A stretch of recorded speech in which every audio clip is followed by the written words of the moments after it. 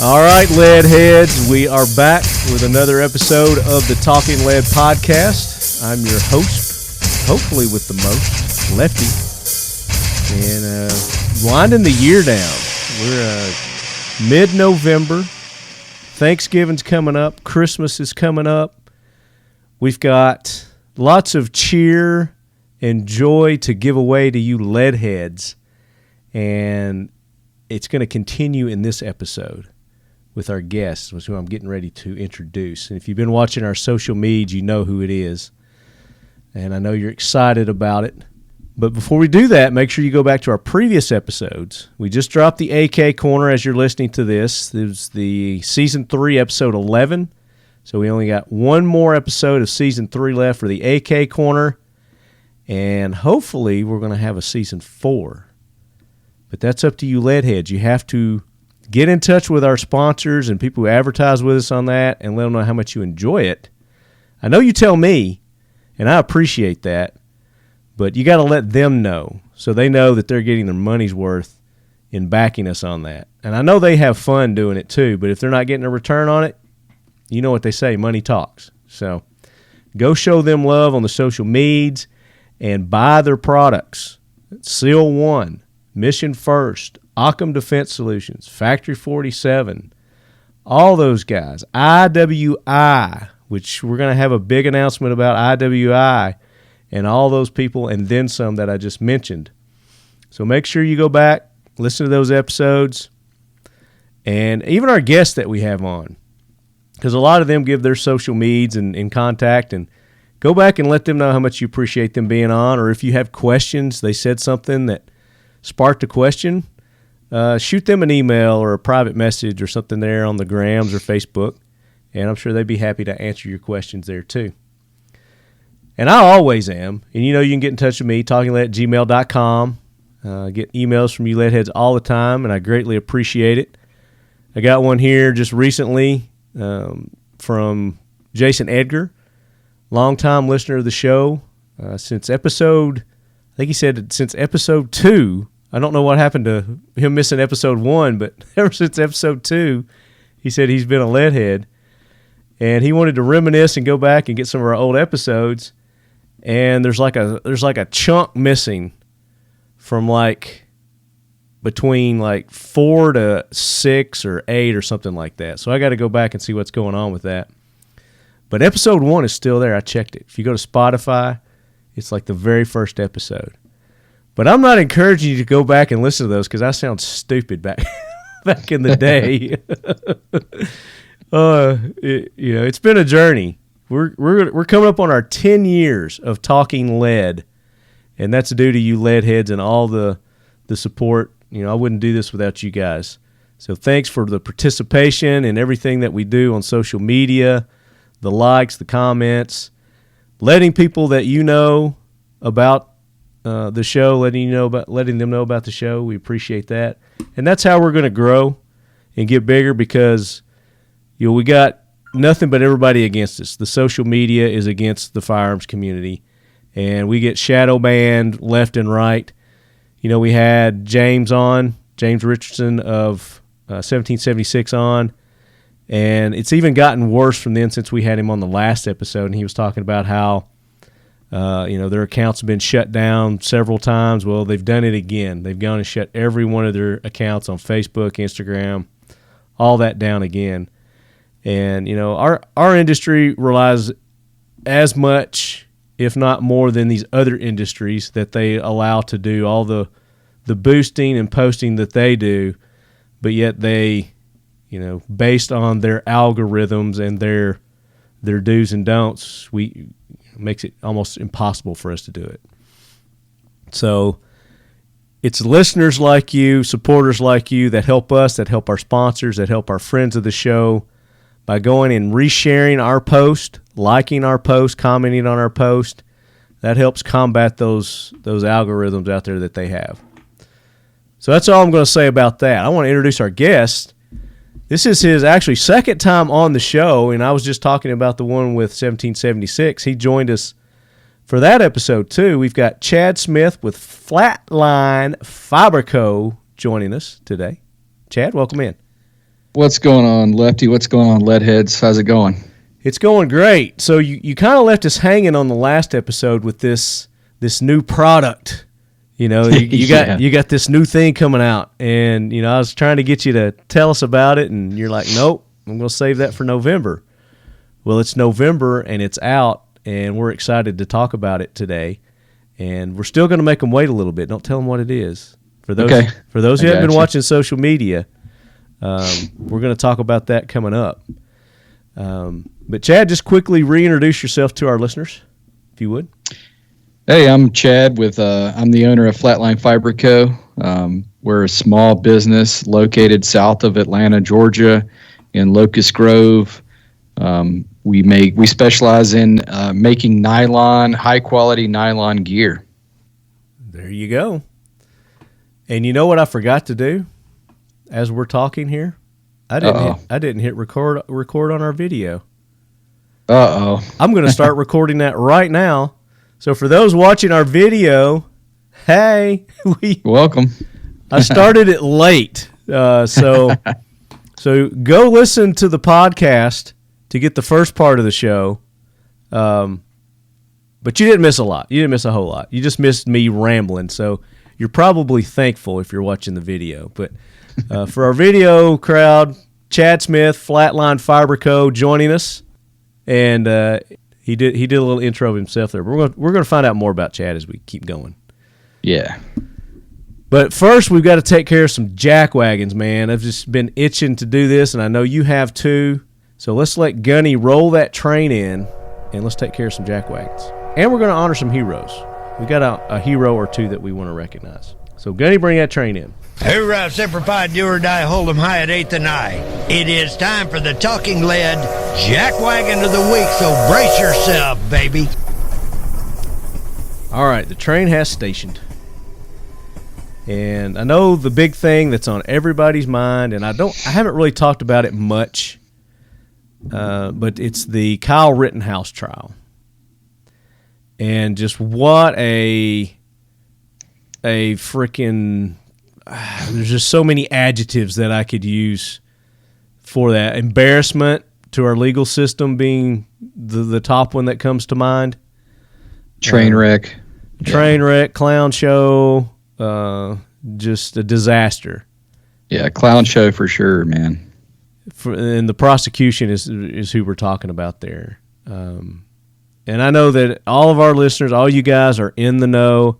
I don't have anything new to tell you about the trial, but Chad and I are just going to kind of give our opinions as we talk through this.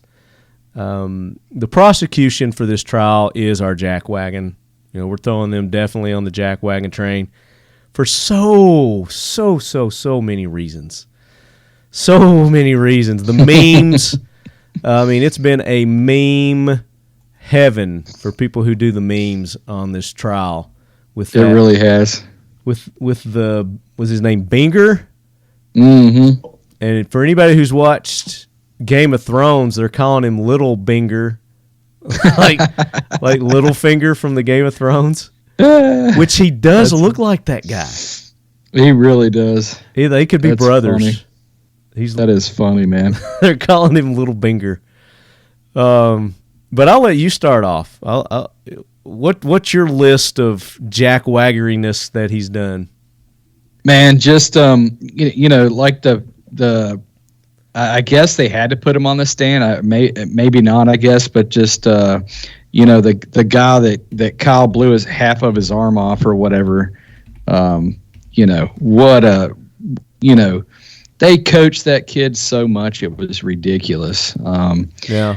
But not only that, yesterday when the judge just reamed him from top to bottom, because of the way that he was behaving and the way that he was cross-examining and stuff was just amazing. I thought the judge did an outstanding job, standing up to that, basically. Yeah, well, I mean, there were several points I think where the judge and the defense both should have stepped in many more times. Oh, yeah, but I think maybe at that point they were just like, I mean, I don't think they can even believe what this guy was doing. He was like a train wreck himself. He was just falling all over himself. But yeah, the kid just admitting basically that he was the attacker. You know what I mean? Yeah. And how Rittinghouse, he basically just explained self-defense is what he did. Yeah, he made the case for the defense for him. Correct. Yeah, he just made it super easy. Yeah. So I pulled up some of the memes for people on the video here. A lot of them are Kyle. I'm trying to find one with Little Binger with his. So mine is when Binger muzzles the jury. Oh my God. With the AR. I mean, that's got to be like the biggest jackwagon move ever. Well, he makes someone else check that the firearm is clear. I think the bailiff or whatever, he asked, clear. Like 3 times. Yeah. And then he gets the weapon in his own hands, and he doesn't even check it himself, and then he points it towards people. And puts his finger on the trigger. Yeah. Oh, yeah. Puts his booger hook on the bang switch. Let me do. Oh, man. Let's see if I can find Binger meme. Yeah. Oh, look at him. I mean, I've heard people say that he wasn't pointing at the jury; he was pointing at a wall. Whatever, dude. But the fact that he was doing it in this courtroom, there's no flag. There's no safety flag in there in the chamber. No chamber flag, which that should have been there. Check out the second one, the very Alec Baldwin School of Gun Safety valedictorian. Oh, oh my gosh! That's speaking perfect. Speaking of jackwagons, yeah. And he's got his chicken wing out there. Oh yeah, no, that was great. So it looks good. Perfect textbook of buffoonery there on how to handle a firearm. Yeah, just made Kyle Rittenhouse look like he was a 20-year vet in the military, right? Whatever. So just slews and slews of things here. That another thing I got to bring up is when he was saying that Kyle lost the right to self-defense when he brought a gun. I didn't see that, but I read something about that, and yeah, it was something along the lines of because he brought the gun, he was provoking, and he said he pointed it at some point in time. He pointed it at somebody, which I don't think they proved that he did that. But in his closing arguments, that he lost the right to self-defense when he brought a gun to a fist fight. So it's a fist fight, yet there's a skateboard involved. There's a dude that jump kicks and kicks him down. Throwing some unknown objects at him. They say it's a bag. They never. And then the next guy's got a Glock. So yeah, it sounds like a fist fight to me. Not really. It sounds like a mob attacking someone is what it sounds like to me. But that's not the saying. The saying is, don't bring a knife to a gunfight. Right. Exactly. So what the saying means is, you always want to be better prepared than the other person for a fight.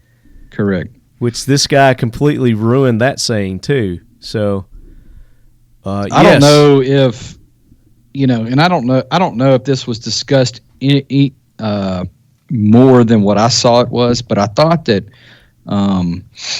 the defense or the people on the stand did a poor job on explaining the reason they had rifles, because the prosecution kept arguing that they were defending a building with their rifles, that their intent was to defend a piece of property with their rifles, and I think they kind of said it, but it was more of a show of force. It was kind of a deterrence for them their presence to be there. Mm-hmm. And then the rifle was there to protect themselves. I think that's what Absolutely. everyone should have said. Sure.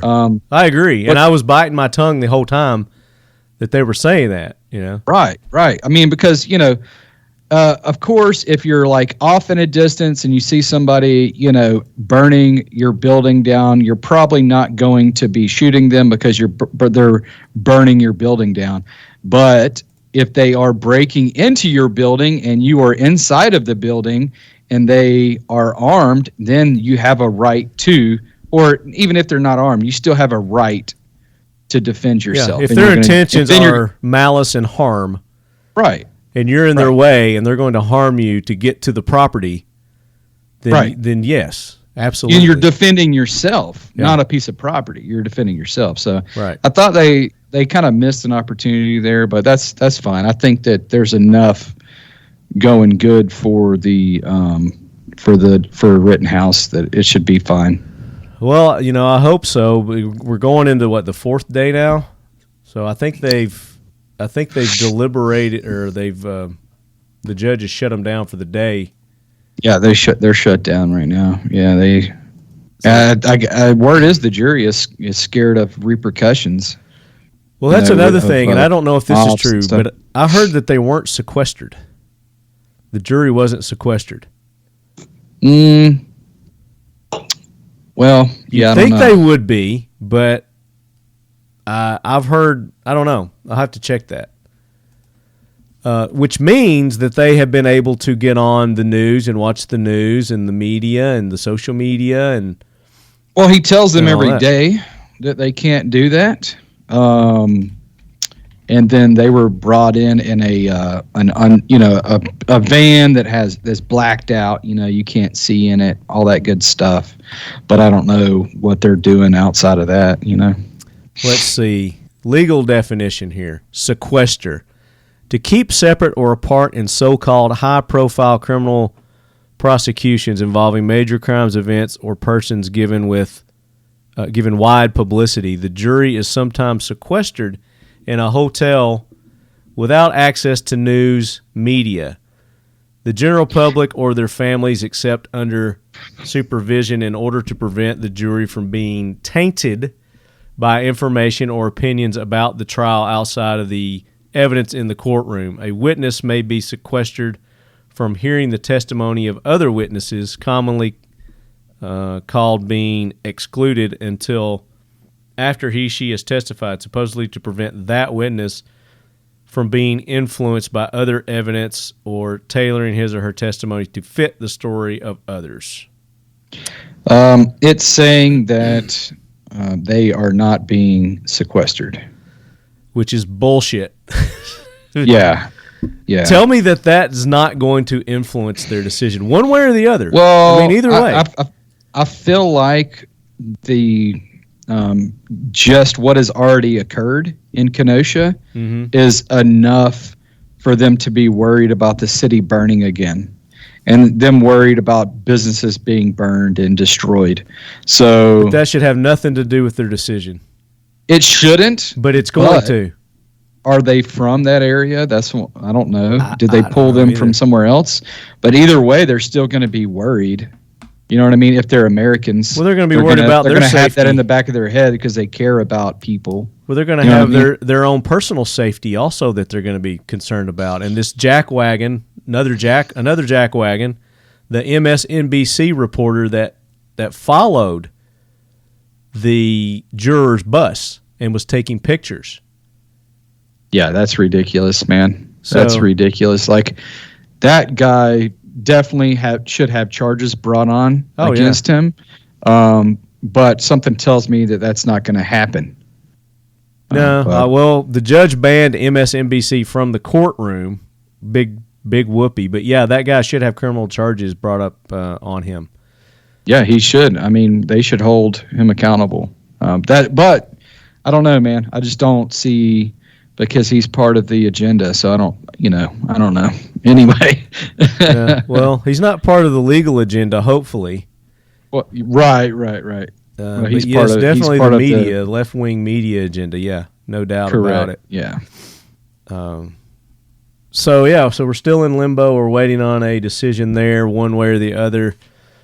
But I strongly feel that the jury is being influenced by outside sources, and there just needs to be a mistrial all around on this one, and thrown out and not retried.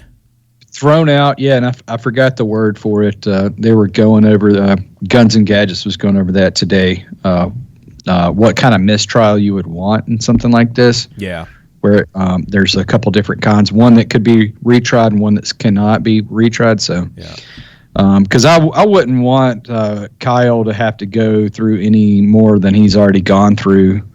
I don't want to be any honest of with those people to have to go through anymore. No one should have to go through. It should have never made it to trial to begin with this lame ass evidence that they presented. That blows me away. Here's another thing that freaking FBI drone right flying around with this freaking awesome footage. Yeah, high definition. Yeah, there's photos. A million photos. There's a million cell phone videos. I mean, how more cut and dry could it be, man? I don't get it. I mean, well, we get it. Actually, I do get it. We get it. Yeah, we know why. But if the legal system was the legal system, then this should have never seen the light of day of court. Well, somebody has to be the scapegoat and stuff. So yeah, I got it. But speaking of trials and what somebody who should go to trial, the Alec Baldwin shooting, yes, I'm talking about it again. I'm going to follow this closely. There's been a lawsuit finally brought up, and I'm pulling it up here. So the Rust script supervisor sues Alec Baldwin producer's crew over fatal set shooting. So here's our first of probably many lawsuits that are coming to light here. Just a lawsuit, though. Well, it's just a lawsuit at this point. So those are building up while I guess they're still doing the evidence to see if it needs to go, to criminal court. Script supervisor Mamie Mitchell on Wednesday filed a lawsuit against Alec Baldwin and other producers and crew members for the film Rust following the fatal on-set shooting last month. The lawsuit filed in Los Angeles of assault and intentional infliction of emotional distress. She said Baldwin was not required to discharge the firearm that shot and killed cinematographer Helena Hutchinson and injured the director guy. Alec Baldwin. Crap. Yeah, Alec Baldwin intentionally, without just cause or excuse, cocked and fired the loaded gun, even though the upcoming scene to be filmed did not call for the cocking and firing of the firearm, the lawsuit states. Oh, crap. Mr. Baldwin chose to play Russian roulette with a loaded gun without checking it and without having the armorer do so. Can you imagine if Littlefinger's gun would have gone off in that courtroom? Dude, that Littlefinger. Littlefinger. So that's crazy. That's the first I've heard of that. Yeah. That the scene didn't require that. That is insane. I cannot. Yeah, man, he should be in jail right now. Like 100%. Without a doubt, he should be in jail right now. But that doesn't fit the narrative. Because he is who he is. Right. It goes on to say, I was stunned. I heard someone moaning. I turned around and my director was falling backward and holding his upper body, she said. Mitchell then saw Hutchins fall to the ground and ran out of the wooden church set as she called 911 on her cell phone. In addition to Baldwin, who starred in and produced the film, the suit names the film's other producer and production companies, armorer Hannah Gutierrez-Reed, first assistant director David Halls, property master Sarah Zachary, and others as defendants. I feel sorry for the Hannah Gutierrez-Reed chick because I think she was just in way over her head on this, didn't know what she was doing. I think it was her daddy's company or something. Probably, I mean, I do and I don't. You know what I mean? Because like if you take on a responsibility, that's true. I feel like as an adult, you know, you have to own up to your mistakes. And did she make a mistake by letting live ammunition onto the set? Yeah, she did. Supposedly. So now they're claiming sabotage. What does she say? She says that. Yeah. She's so claiming she was sabotage. never there when they were firing live ammunition, is what she's saying. She was saying that someone intentionally put live rounds or switched out the rounds without her knowing. Okay. All right. Well. So. But didn't somebody else say that they were like having target practice in between scenes and crap like that, like shooting stuff? Yeah, I don't know. Yeah, I don't know. That sounds interesting. You know, it's similar to. I hadn't heard that one. The Rittenhouse case, where the owners of the business say and now claim that they didn't invite any of those people there to protect their business. Oh, really? Yeah, they're denying that that they invited them there, and that they claim that they asked them to leave. So yeah, that's a lie. But you know, that's a lie. Yeah, so I don't know.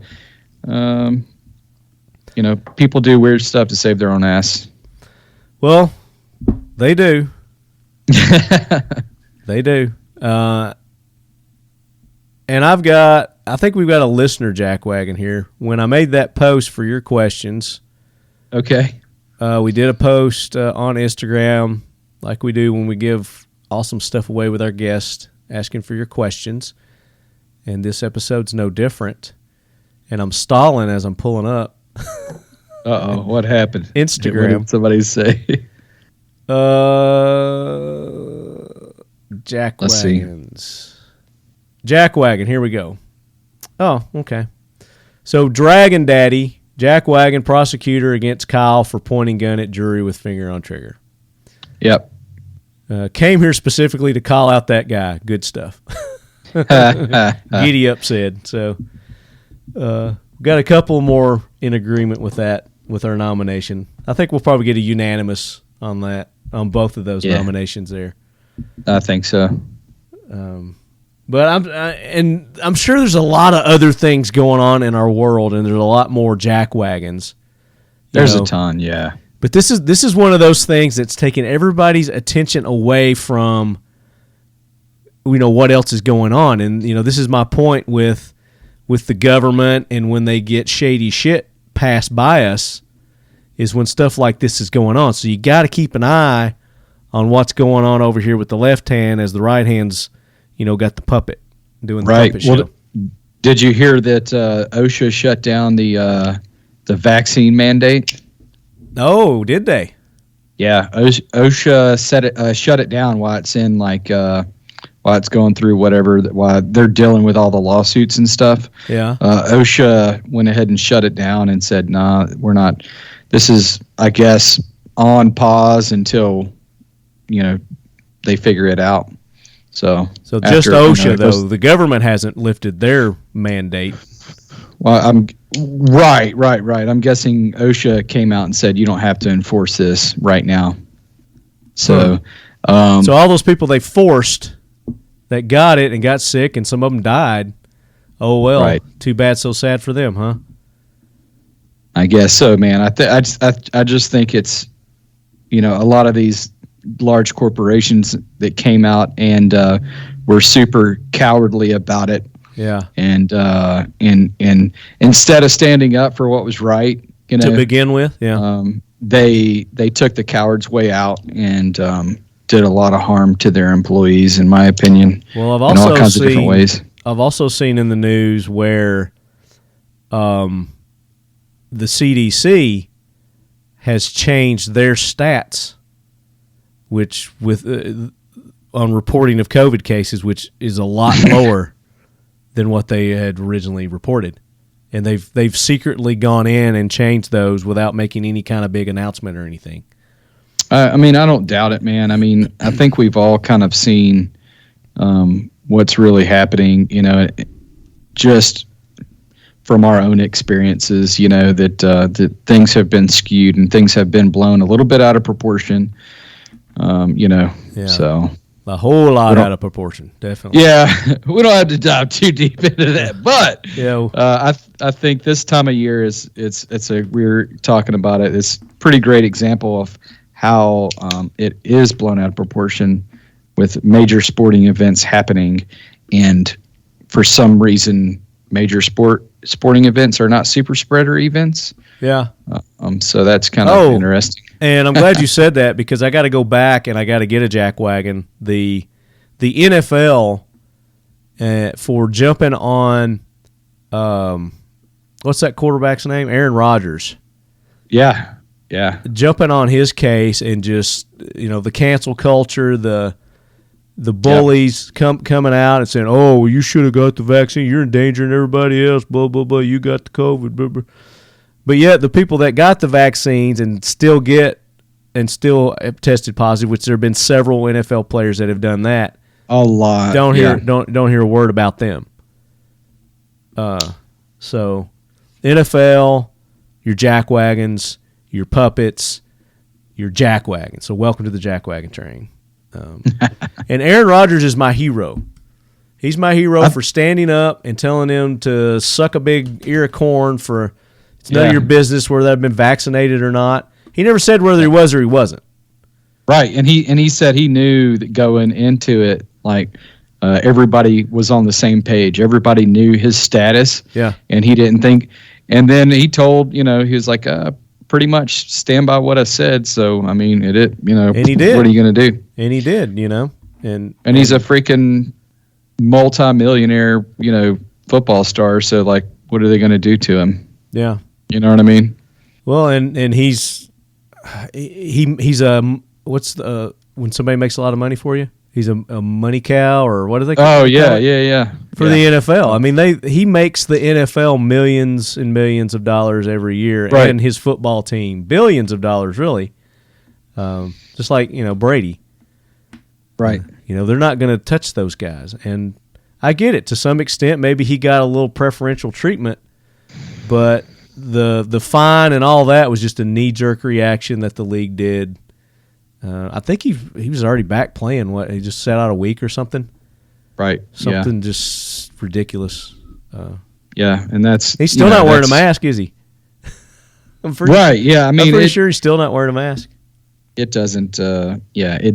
It doesn't matter. I know that you know that, but we got to call him out on the jackwagon. Oh, we have to. Yeah, got to call him out, and we got to let them know when they're heroes. So Aaron Rodgers, welcome to the Leadhead Brigade heroes, and we've got a joiner for him. And I think I've added her on the hero the hero plane before. Leadhead Brigade hero, Lead Force One, Lauren Beaubert.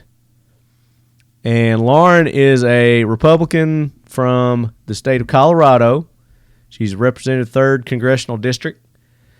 And she also, and I just found this out about her, she owns a restaurant in Colorado.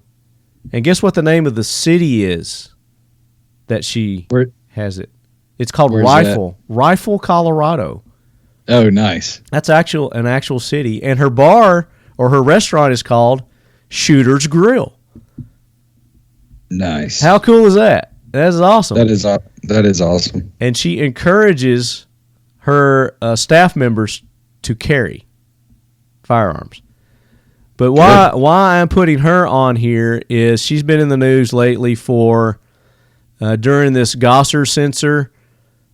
She came out and she just roasted I don't know how many liberals, and she was just on point. Everything she was saying was on point, factual, and of course they all got butthurt. And the what did I call it? The squad members are after her now. They're out for blood. Right. So they're coming with their little yakety yak chicken clack, and they're going to peck her to death, I guess. I need to check that out. Yeah. That video. Yeah. So I'll pull it up here for our video watchers. So this is Lauren, and I'll just read this Yahoo News why they're upset with her. Republican Lauren Beaubert had made a speech from the House floor hinting at improprieties by Democratic lawmakers, Republican Ilhan Omar included. In a unhinged speech, of course I'm reading from a liberal news source here, from the floor of the House of Representatives Wednesday, Colorado Republican Representative Lauren Beaubert called the censure vote of fellow Republican Paul Gosar a dumb waste of the House's time. But since the Speaker has designated the floor to discuss members' inappropriate actions, she added, shall we?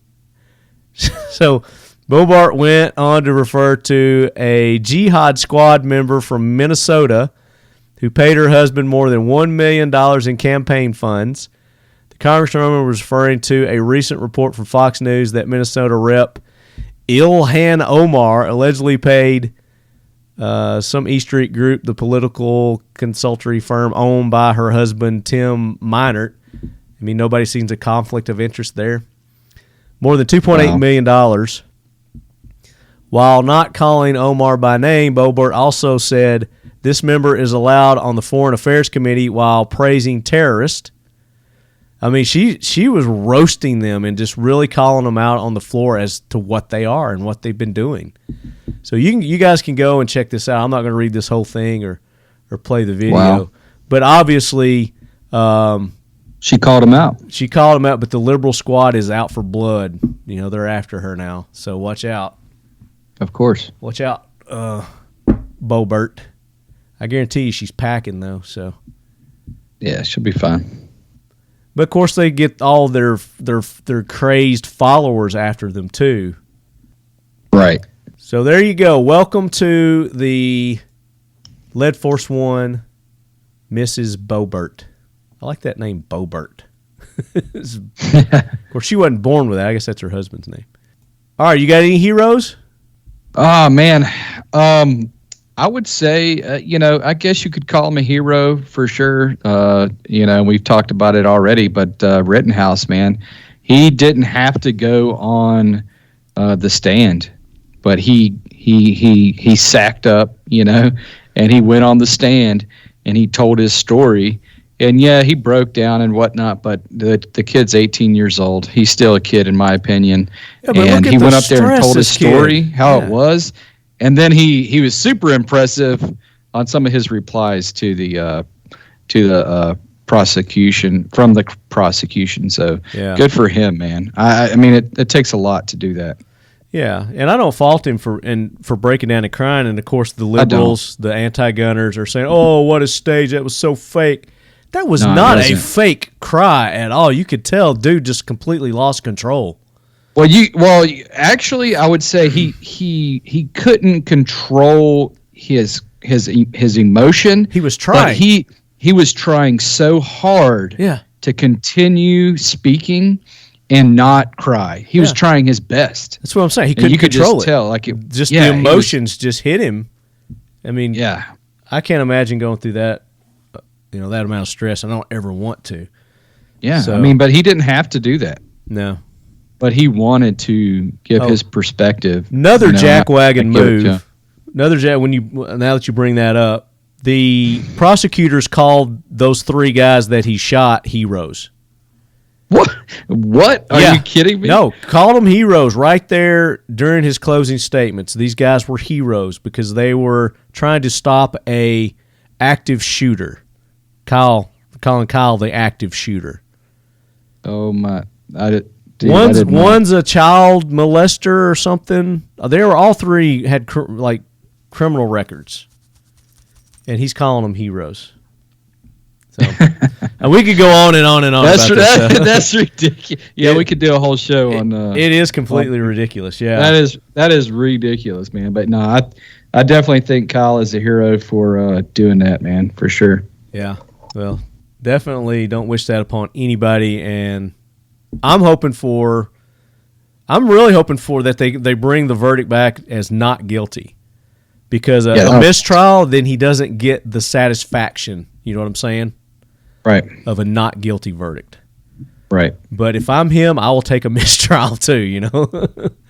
Not to be retried. Right. Like you were saying, there's different ones, but Yep. All right, Gunny, get that train out of here, and the ghost of Charlton Heston is firing up Lead Force One. He's the pilot of Lead Force One. I remember when you guys were picking out the name and the pilot. That was hilarious. Hey, we run a fair show here. I let the listeners pick. We had a slew of other pilots, and that's who won.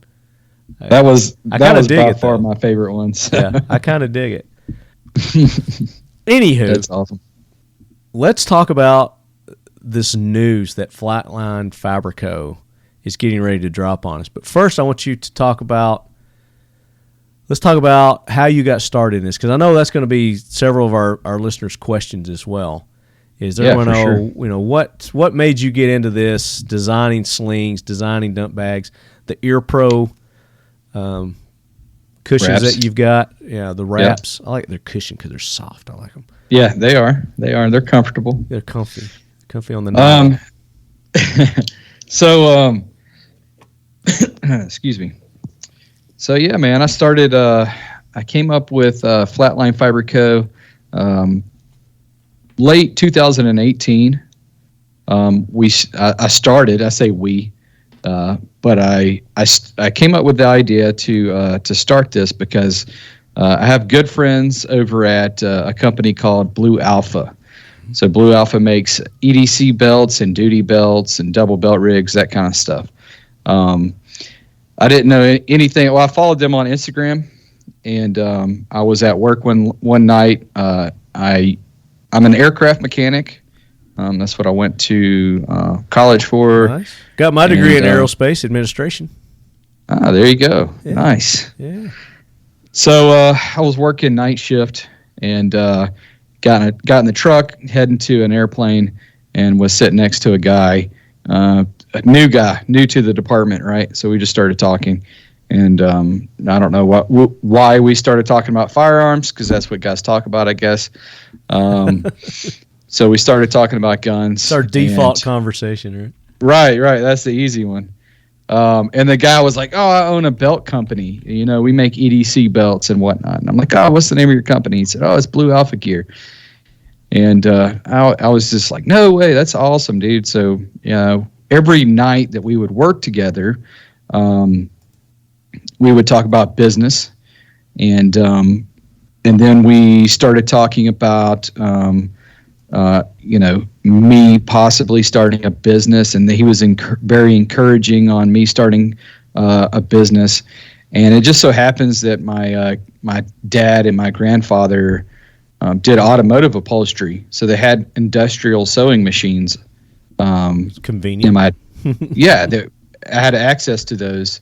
So my dad gave me one, and the rest is history. I started off in my garage by myself, just churning away. The first product to kind of launch the brand was the Ear Pro wrap. So right there is the Ear Pro wrap with a lanyard. So I went with Jesse and Kurt of Blue Alpha to an event called the IV88 Range Day. That's where you and I got in touch with one another, Lefty. I think I've been to one or two of those. Yeah, right. So my first one was in 2018. Okay. And that's when I came up with this product, the Ear Pro wrap. So it's a wrap that goes over your Ear Pro, but I put a lanyard in there because I saw a lot of people walking around with their Ear Pro wrapped around their arm or their leg whenever the range was cold. Yeah. And I saw a problem, and I wanted to come up with a solution because that's just the way that my brain works. Yeah. And that is a practical solution right there. Yeah, so that's the solution I came up with. That was the very first product that kind of launched the company, and I still very much like that product. I do want to go revisit it and improve on that design, but it is still a very, very cool product, and it's very useful. Yeah. So it has a lanyard built into it, so whenever you're not wearing your Ear Pro, you can pull it off. You can pull this lanyard that has a metal clip on it, and like an HK clip, out of its pocket, and then you can clip it onto your belt for safekeeping, or you can clip it onto your range bag or whatever, so you don't forget your Ear Pro at home. And so the lanyard does stow away into a little pocket, so it's not going to be banging around and hitting you in the head when you're running around the range or whatever. It does stow away. So that's a really that was what I like about that is that is an innovative product right there. That's not. Thanks. That's not like trying to find a solution to a problem that doesn't exist. Like, you see a lot of things. Like, I was at an event here recently down in Georgia, the BDU, the Big Daddy Unlimited shoot. Yeah. And I'm not going to say what it is, but there was a product there that the guy was so proud of, and yeah, it probably has its applications, but I was like, dude, you're trying to solve a problem that doesn't exist. kind of thing. Where this is actually something that, you know, is like, oh yeah, I do need that. That is something that, you know, I'm always dropping my ear pro, or, you know, it hurts hanging in it, you know, on the top of my head or whatever. So when you're not using it, you just clip it on your belt or whatever. I love that. Exactly. Yeah, that's that was the problem that I was having. I was wearing it on top of my head, and I still do sometimes. Yeah, because it's just habit. You know what I mean? Yeah. Well, when you're going to put it right back on, yeah. But that's what you do. Right. You're going to pop it right back on. No need for that. But if you're done, range is cold, clip it on there. You don't have to worry about laying it down, forgetting where you left it, or anything like that. Clips right on your range bag, so it takes up less space inside. So you don't have to put it in your range bag. Now you can put other stuff in there. I like it. Exactly. I appreciate it, man. Yeah. So that was the product that kind of started the company, launched the brand, and then I saw another kind of an issue that I had anyway. It wasn't necessarily an issue that everybody else thought existed, but it was a problem that I had, and that was with rifle slings. I just couldn't find one that I liked very much, to be honest with you. They were either too big and bulky, or too heavy, or they had metal clanging around on them, or did too many things that they didn't need to do. Yeah, like going from 2-point to single point to having 17,000 adjustments and a bunch of hardware hanging off of them. Right.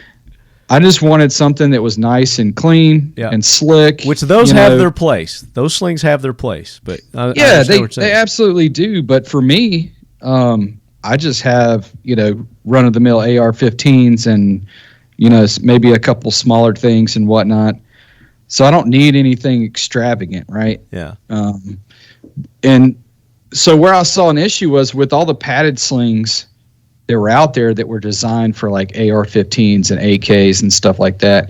The padding on them was like super wide and super big and bulky. Right. So I wanted something that was streamlined, but that still offered some nice cushion.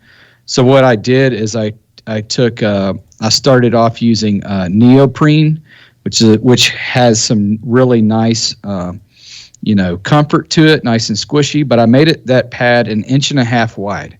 Mm-hmm. So the webbing on our slings are 1 inch wide, and then I made the padding just slightly wider than that, and I made it thicker. So it still offers a nice minimalist, streamlined design that it's not going to catch and hang up on stuff, but it still offers some comfort. So, and how did you come up with that thickness, that wideness, not thickness, but wideness?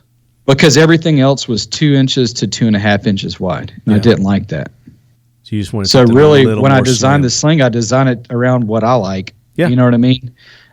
Because most of this kind of stuff, when it comes to accessories and stuff, gear, it comes down to preference, right? Mm-hmm. So variety, man, because everybody's body is different. Yeah, for sure, sure. Especially with that slings. Goes to another thing is that our slings come with a ton of material, and people think, well, my sling doesn't fit my rifle. Well, there's a ton of adjustment in that. Yeah. And it can fit, 7 foot tall people or 5 foot tall people, or big and round or short and skinny or whatever. Without having to cut it. Yeah. And you've got a great video on your YouTube channel where you go and you demonstrate how to fold it, how to measure it for the length that you want. Yeah, for sure. And it's that's how you set it up on your rifle's kind of preference too. But then I show you how to stow some of the material back on itself so that you can use it for that rifle. If you want to pull it off of that one, use it on a longer gun, then you can pull that excess material back out and readjust it. So we plan on working on some newer tutorials and videos that are a little bit higher quality and whatnot. But so this right here, this video was when we were in my garage. So you know what we started. I said a few episodes back. Sorry to interrupt you, but it just made me think. You talk about people who like just starts their companies up. He's like, I just started it in my garage. He's like, thank God for whoever invented the garage. Because think of all the inventions that we would have missed out on had it not been for the garage. The garage and a man that likes to tinker. Yeah, and whiskey. Right. So yeah, that's videos showing how our slings are open-ended. That's another thing. So you can adapt, and you can literally put this sling on any kind of rifle or gun you want to put it on, because you can open it up. You can put QDs on it. You can run paracord through it. You can run HK clips. Really, however you want to attach it to your rifle, you can do that. Or just nothing. You can just find a good place in your rifle and put it there. Yeah. It just all comes down to preference. But you have the option. You have a ton of options with this, right? Yeah. I like another options. thing that I'll go ahead. I said I like options. Oh yeah, you got to have options, right? So another thing that I wanted was a quick adjustment on it, so you can adjust it on the fly. So you can tighten the sling up, bring it closer to your body. Right. If you got to use your hands or whatever, or you can loosen it up so you can bring your rifle up and be a little bit more free with it, swim out of it, whatever, you know. Yeah, I've been playing around with mine, and it's just, again, it does what you need it to and nothing more, so. Right. Right. Everybody's got a preference on things that they need, and if you want a really good rifle sling, and the material on this is really good too. The pad. Oh, all of the material is made in America. The webbing is made in America. The hardware is made in America. The thread is made in America, and then we are, of course, Georgia, a small baby. American business. Yeah, down in Georgia. Yeah, Georgia. Hell yeah. Just down the road a piece. What city in Georgia is it? Locust Grove. How close is that to Fleming or Savannah? To Savannah, we're like 3 hours. 3 hours? Okay. Yeah. That's the area that I was in. I thought about hollering at you while I was down there, but it was just pressed for time. And we actually did a tour of the Daniel Defense facility. Oh, yeah. That's awesome. There. I would love to do that sometime. That's cool. Yeah. Do you know those guys? I do not. I'll introduce you. They're cool cats. I do know their media guy, but that's it. The rest of them, I have not met any of the other guys. Yeah, you'll get along with Jason and the guys there. They're cool. I'll introduce you. So let's do this. Let's talk about the new product. So we talked about the sling. We talked about the Ear Pro Wrap. Yeah. So and now we've got drum roll, please.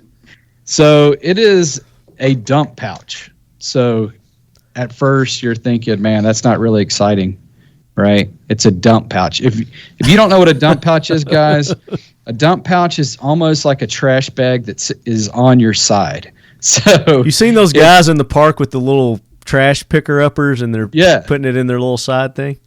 Right. that's a dump pouch. So if you run a double belt rig, or if you don't know what a double belt rig is, or a duty belt, there's kind of an inner belt that you can put on your waist, and then you can get an outer belt, or you can have a belt like that just goes around your waist. It carries all your magazines and all your pouches and all your medical, your sidearm, and all that kind of stuff. Yeah. You can use them in competition. You can use them in as a law enforcement. Duty. You can use them military capacity, LARPing, what in your mom's basement, whatever you want to do. But a lot of guys run them. A lot of guys have them. Your dump pouch is normally mounted to that belt to have just an extra means for storage, carrying some extra water bottle or something, or picking up shell casings, just extra storage, right? It's usually going to be somewhere toward the back. Right. I can show you. Hard to get to. So normally... Yeah, show yours. Normally, here's the back of mine. I got an IFAC kit. This is a medical kit for myself when I'm using this belt. Normally, here's your magazines, rifle mag pouches. Normally, your dump pouch is mounted this little empty spot back here, or this empty spot back here. So that normally puts your dump pouch on your back side. Like your 7 o'clock, 8 o'clock, somewhere around there. Or some guys run them at their 6 o'clock too. So you really can't see in it. You can't. You're just kind of digging around. You have to twist your body to get in it. Depending on what you're wearing, if you got vest on, I mean, it's really hard to get back. And if you kind of want to, if you're going to bring extra stuff, you want to be able to get to it. So what we did is ours actually, it rolls up nice and tight like this, but it mounts underneath your mag pouch. So you can mount it here underneath your pistol mags, or here under your rifle mags, or you can mount it under a med pouch. But it rolls up nice and tight and stores under there. So it's not taking up any extra real estate. It's not taking up that little spot back here. It's taking up the same spot that your mag pouch is. So I know you guys that are listening can't see this, but I'm just showing the inside of my belt so you can see how it is woven through moly using the malice clips. So I use S-Tac mag pouches, and they're woven through this moly belt using malice clips. So the dump pouch is woven in and out of those. So you can then release the lanyard, and the dump pouch unrolls. And so it's made out of ripstop, a really nice ripstop nylon. Mm-hmm. Okay. So if you guys are familiar with ripstop, you punch a hole in it, whatever, it's not going to get any worse. Okay. It's not going to self-heal or anything, but it's not going to get any worse. But you can sew it back up. Yeah, hence the name ripstop, right? There's a drain hole in the bottom. Mm-hmm. So if you're working or training in the rain, stuff can drain out. There's also a shock cord at the top, so you can cinch it nice and closed. If you want to put stuff in there, you don't want it to get. You want to cinch it closed, so whatever's in there doesn't get stuff on it. The next cool thing that we did is... So he's turning it inside out now. I'm just turning it inside out so the viewers can see. But we put some organization on the inside of it. So this hasn't been done. Neither of these two things have been done with a dump pouch, how it mounts, and then the organization on the inside. So there's an extra place for a rifle mag. There's an extra place for 2 pistol mags. Mm-hmm. And then there's a place for a chem light, a Sharpie marker, because if you're on the range training or whatever, or working, you should have a Sharpie marker for whatever you're doing. I mean, everybody has carry Sharpies, so you've got admin pouches in there. So so you could put a water bottle in there if you wanted to. Hold your water bottle. So you can stay organized. Multi-tools. Put a multi-tool in there. That way, you're not just digging around in a pouch trying to hunt for what you need. Yeah. It's and what's you can have important this stuff is on your organized. body, while you're downrange doing your shooting, doing your training, instead of having to go back to your range bag and get a lot of this stuff too. Exactly. So when I realized that I needed a dump pouch was when I was on the range training in a rifle class, and I saw the instructor pull a water bottle out of his dump pouch. And I was like, man, I wish I had my water right now. And it was like 95 degrees outside, Yeah. He had his right there on him. So that was awesome. I'm a civilian, by the way. So I'm not using this for work, but for me, I'm on the range. This is what I use it for. I put empty magazines in there. You're for a gun drills. guy and you train and yeah. Right. Right. So I'm an American, right? So I'm exercising my right to do so. Okay. Yeah. So that's really cool. It's got organization on the inside of it and the way that it mounts. We're super excited about it. And I say we because this was designed with a really awesome instructor and friend of mine, John Dufresne of Kinetic Consulting. Uh-huh. This is a project that we worked on together. He actually came up with the idea of how to mount it and a few other of the ideas. And I approached him about it instead of being a jackwagon and just stealing his idea. Yeah. Because he talked about it on YouTube. And instead of stealing his idea, I came to him and said, hey, man, let's co-brand this thing. Let's do this together. I can figure out how to make it. You can be the idea man, and we can bounce things off each other and come up with a cool product. And we're really excited about it. I forgot to mention also, this was something that he specified that he really wanted, is that you can fit a Avon C50 gas mask in this thing and cinch it closed. So for law enforcement, SWAT team dudes, all that kind of stuff, you can fit an Avon C50 in this thing and wear it on your side. So yeah, that's John. Super cool guy. Really down-to-earth individual. Talk about really his background. Say it again? I said, talk about, I don't think you mentioned his background, did you?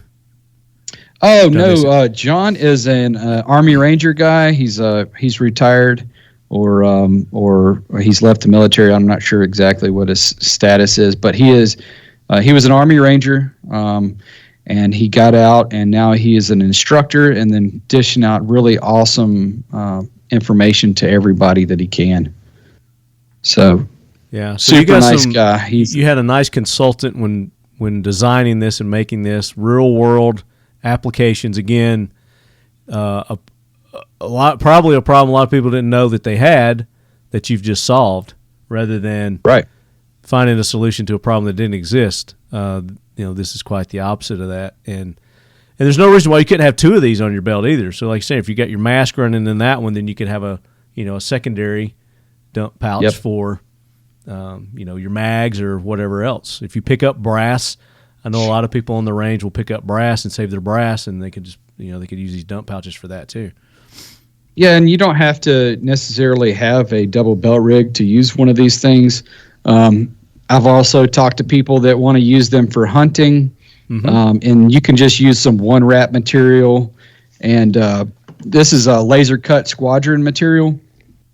And squadron is a laminated material that's super strong, and this is laser cut, so it's not going to fray really bad and come loose on you. But what you can do is take some one wrap Velcro stuff and run it through here, and you can literally strap it on anything you want to. So you can put it on a plate carrier, you can put it on just your regular belt that you wear while you're hunting, or whatever, or your EDC belt, however you want to do it. You could also add it to your range bag for an additional pouch for your range bag. I've got a couple on mine that I've done that with the dump pouches. I've just additional storage space outside of my, like you say, trying to find stuff, quick access where I know I'm going to need it quick. I put those dump pouches on there. Yeah, absolutely, man. Yeah, and I like working with professionals, and John is definitely a professional in the industry. Like I said, he's an instructor, and then he knows what kind of quality product that I put out. That it's where we focus on super high quality products and good customer service and lifetime warranty on all of our stuff. That's how we prove that we produce a high quality product, because I'm going to cover it for the life of the product for as long as you have it. So that's a good peace of mind. Plus, just looking at your prices are very affordable. You know, this could easily be, you know, $100 piece of kit right here with all the additions that you've got on there. It could, in comparison to what else is out there and what we offer. Ours offers way more than the competition. And the cool thing about it, is that we make everything in house. We don't source this stuff out, right? Yeah. So if you go on our website, that's why we only have so many products. It's kind of like a boutique shopping, right? It's going to be we only have like 8 products or something like that, because we make everything in house, and we're never going to go out of stock of this stuff, guys, because we make it in house. Yeah. So we wanted to offer something like that everybody could get a nice American-made product that's backed by a lifetime warranty, a good price, and we offer free shipping. Oh, nice! And that's huge. Yeah, it really is, man. You know, I think free shipping is big. I think it's it helps a lot of people out, and so at a good price, it helps a lot of people decide, you know, on buying something too. I mean, I've passed up a lot of things where they're like, oh, I got to pay extra for shipping on this, and you know, I was like, pfft. Right. So I've turned it down and gone somewhere else. You know, I've done the same thing, and that's why I made that decision to do free shipping, man. Because decision. To be honest, it does not cost that much money to ship stuff. Yeah. It just doesn't, and it annoys me when I go to, you know, I went to go buy a lower parts kit out of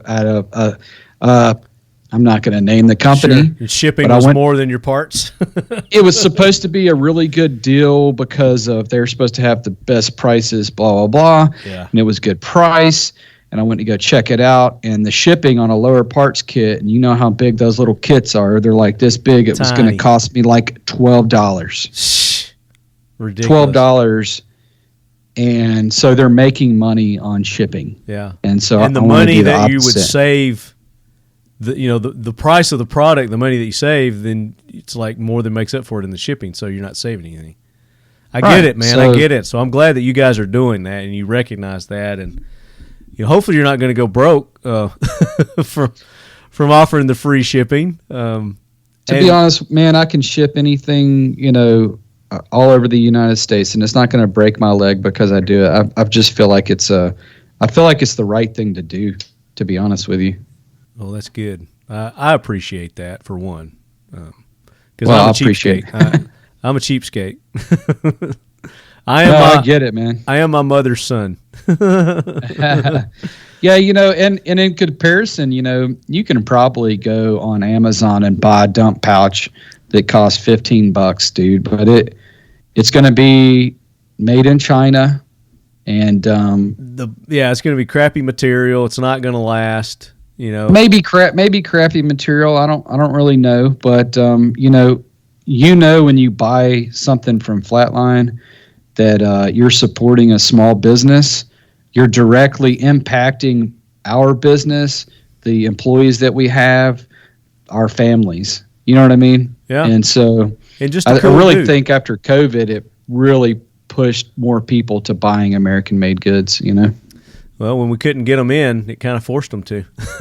Right. You know, right. When everything's stuck at sea, which is a good thing. You know, that's a good thing. We need to be less reliant on other countries with a lot of this shit. But right, for sure.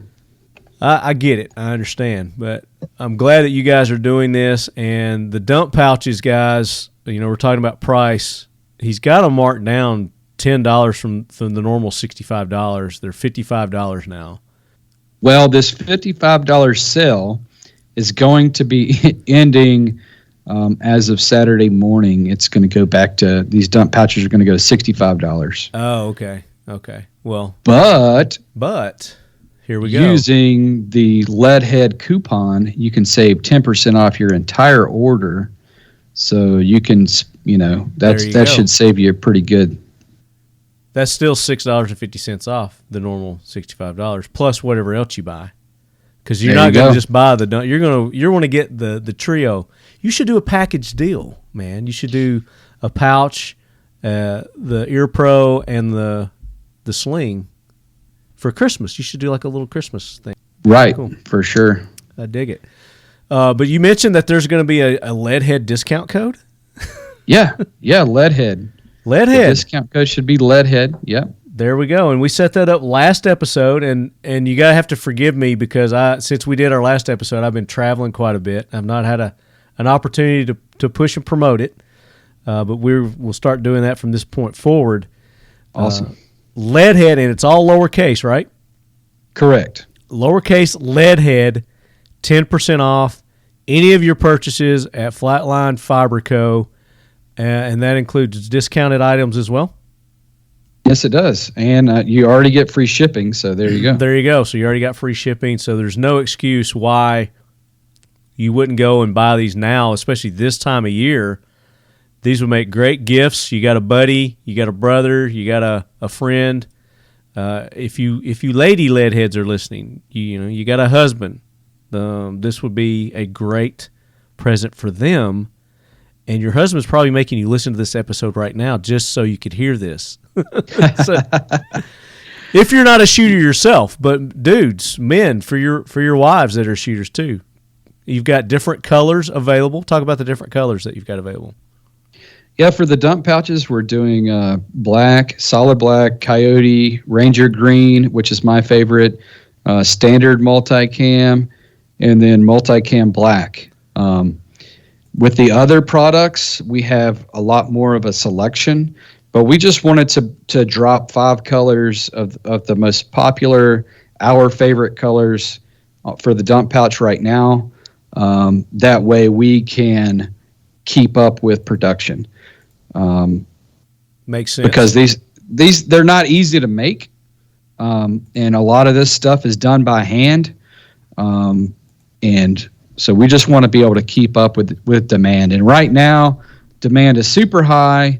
We're getting a ton of orders in there right now, but we are doing our best, and we're cranking these suckers out. So well, hopefully the demand is so great that you'll expand.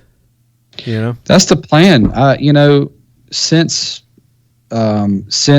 we moved out of my garage into a building. So we have an actual shop, a 3,000 square foot shop.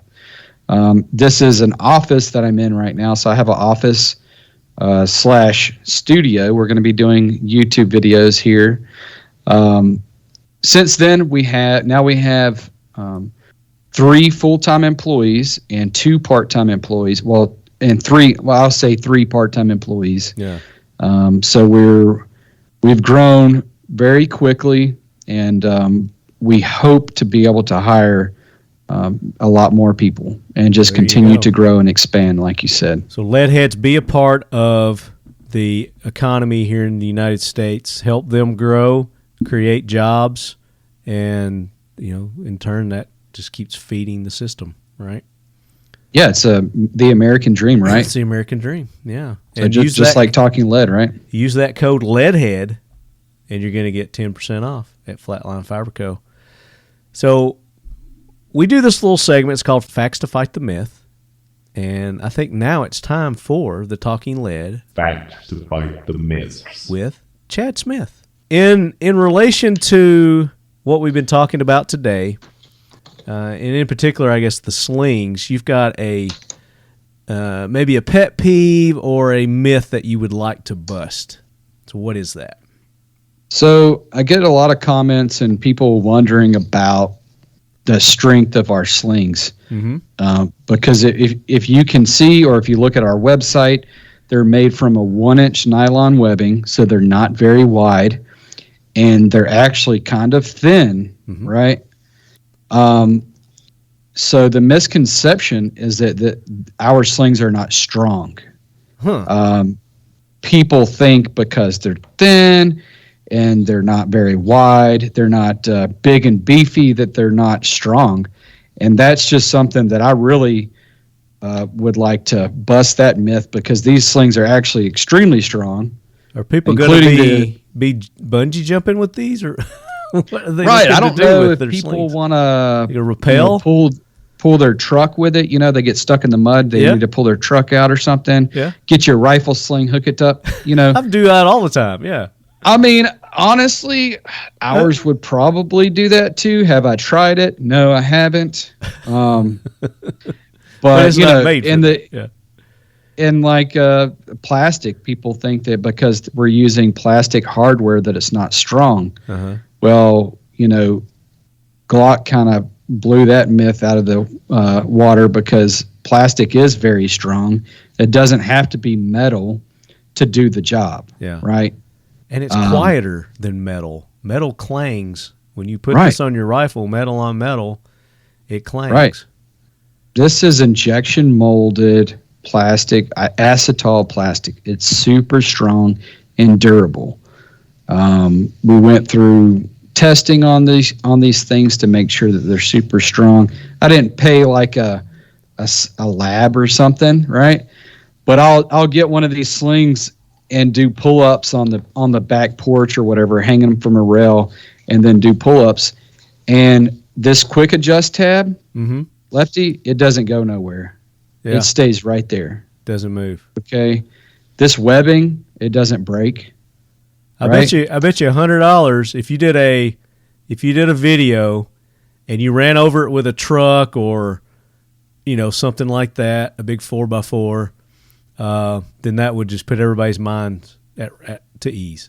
I should do that. I should do all kinds of silly stuff. Let a horse show the strength of it. Yeah, let a horse walk on it.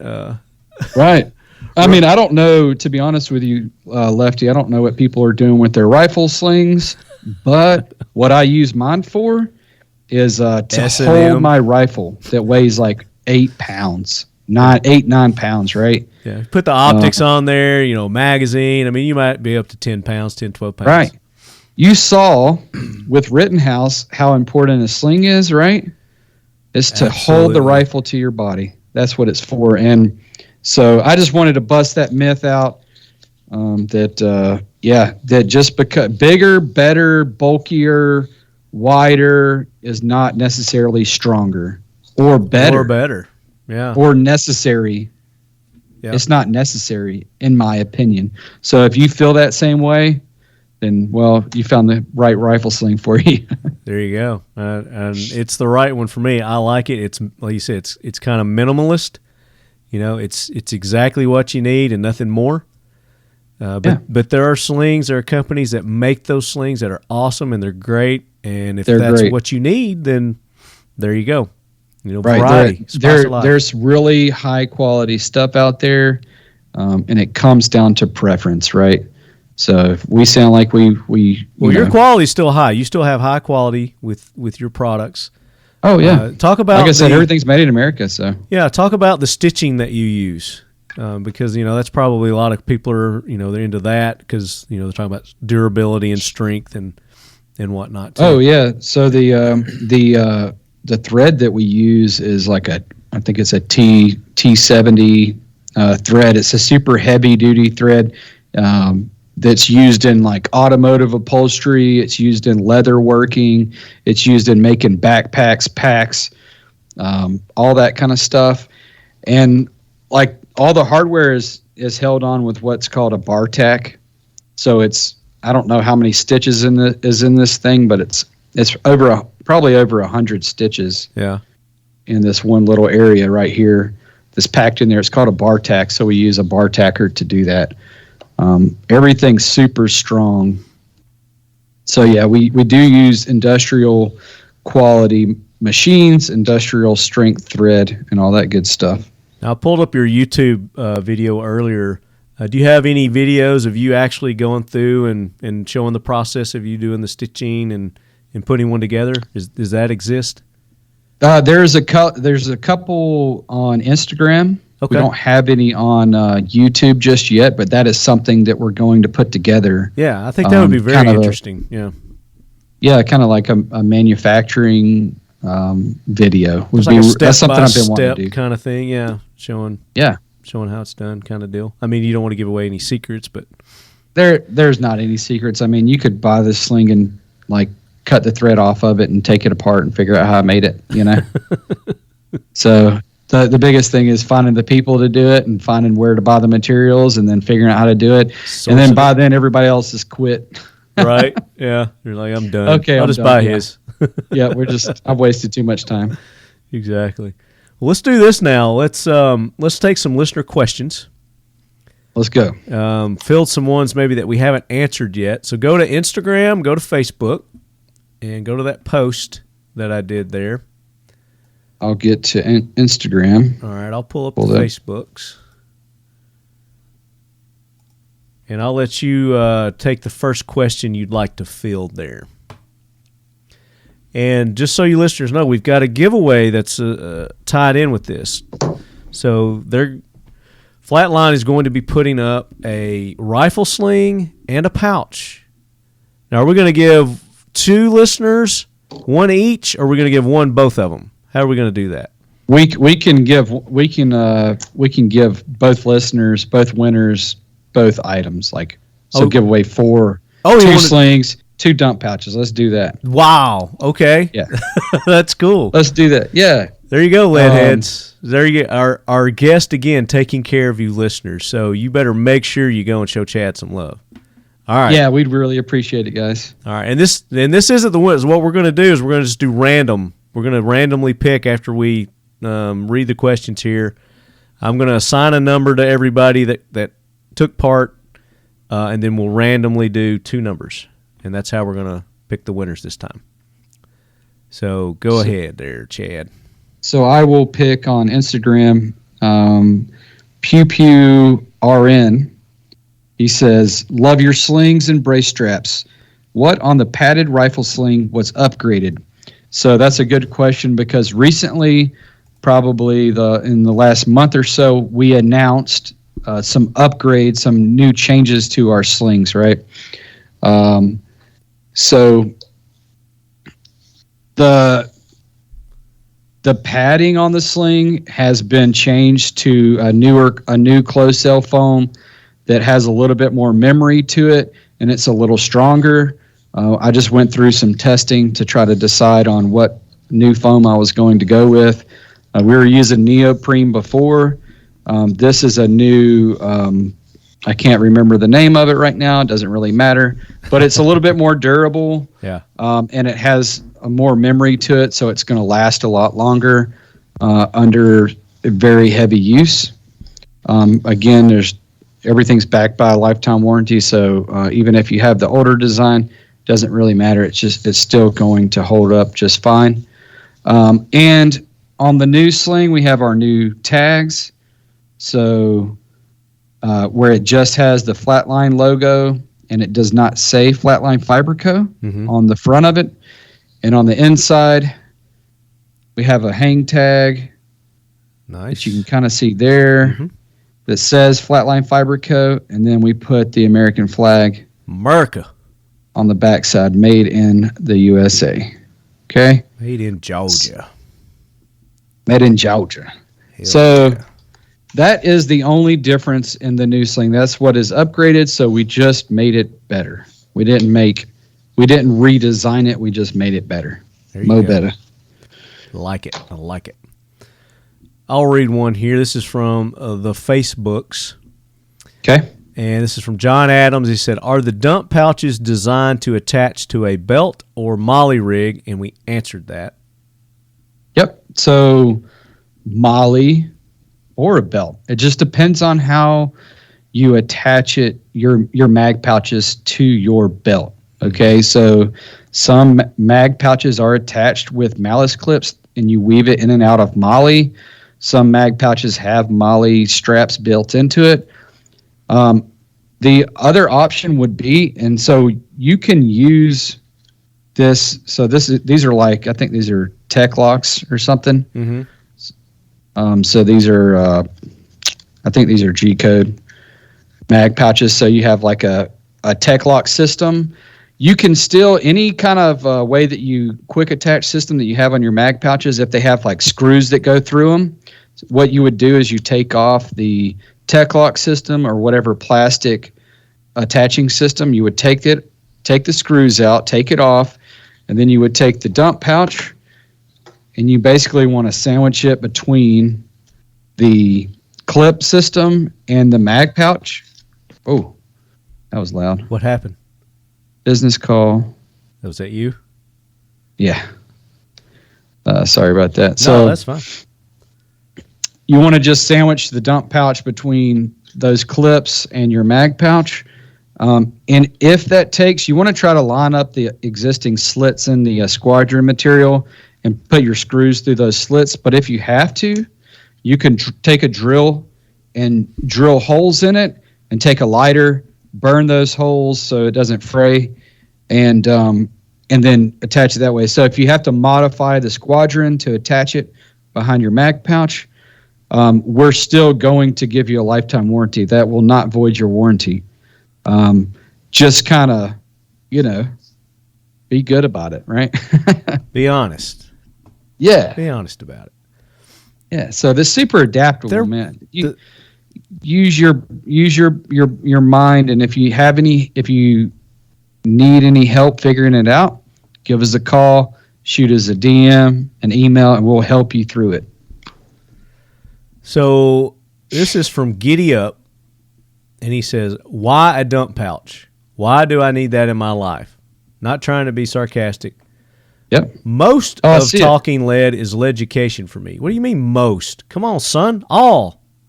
So a dump pouch, man, you want extra storage on your body. You can only carry so much stuff on your belt, your duty belt, your range belt, your battle belt, whatever you want to call it.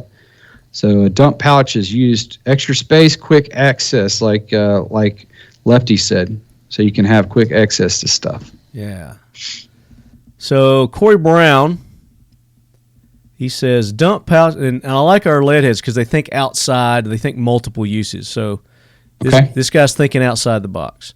Dump pouches are, this is on Instagram. Okay. That's Corey Brown. It says dump pouches are amazing when in the outdoors, camping, bushcrafting, hunting, or just hiking, because you can use it for storing fire starting materials you find along the way, or just little treasures. Great for the beach, picking up shells too. There you go. Yeah, perfect. My question is it waterproof to keep your tinder dry? And then he has a follow-up question there as well. He said he sees that it has a drain hole. Would I consider not making without a drain hole? No. But I would say that if you cinch it nice and closed and you wear the pouch on your side, rain's not going to get inside of it. So it's going to be more resistant to rain and water rather than proof. But it does have a coating on this ripstop to not allow moisture to get inside. Yeah. But the drain hole is there just in case you have it open or whatever. But I like your thinking. I like you're bringing it to bushcrafting and hunting and hiking. I like to do the same thing. So like I said before, you can attach this with some one wrap material to your regular belt while you're hiking or bushcrafting. Yeah. Excellent question there, Corey. Corey's been on fire lately with his questions. Yeah, he sounds like he thinks a lot about it. So that's awesome. Yeah. So good question there. I was thinking on the drain hole. Just going back to that, he could always stuff something in there to cover that up. Plug it. You could plug that. Just put some duct tape on it. Duct tape does everything. The rednecks, we think alike. That's fine. I love it. All right, what so were you I gonna say? This question is really good. Jesse Bedow. I'm not sure how. Bedow. Yeah. Jesse Bedow says, best position for the dump pouch. So that it goes into how it was designed, and one of the benefits of the design of it being able to mount underneath a mag pouch. So I see a lot of people doing it already. They're starting to get them, and they're going, and they're still putting them on their backside. And I'm like, come on, guys, really? The way that you can really see the benefit of it is if you mount it on your side. Yeah. So that's going to be, what is that, your 9 o'clock position? Depends on if you're left-handed or right-handed. Yeah. Right, or your 3 o'clock position right on your side, so you can look straight down inside of it, get those things out that you've organized in there, and then put them back. Because if you have it on your backside, you're not going to be able to see in there, and you're not going to be able to put it back in the pockets to keep organized. So I would say those are the best positions, and that's a great question. There you go. Good job. Or you can put it wherever you want because it's versatile. America. Yeah, America. Let's see. There's one. You mentioned the kangaroo pouch. Put it right in the front. Yeah. Hell yeah.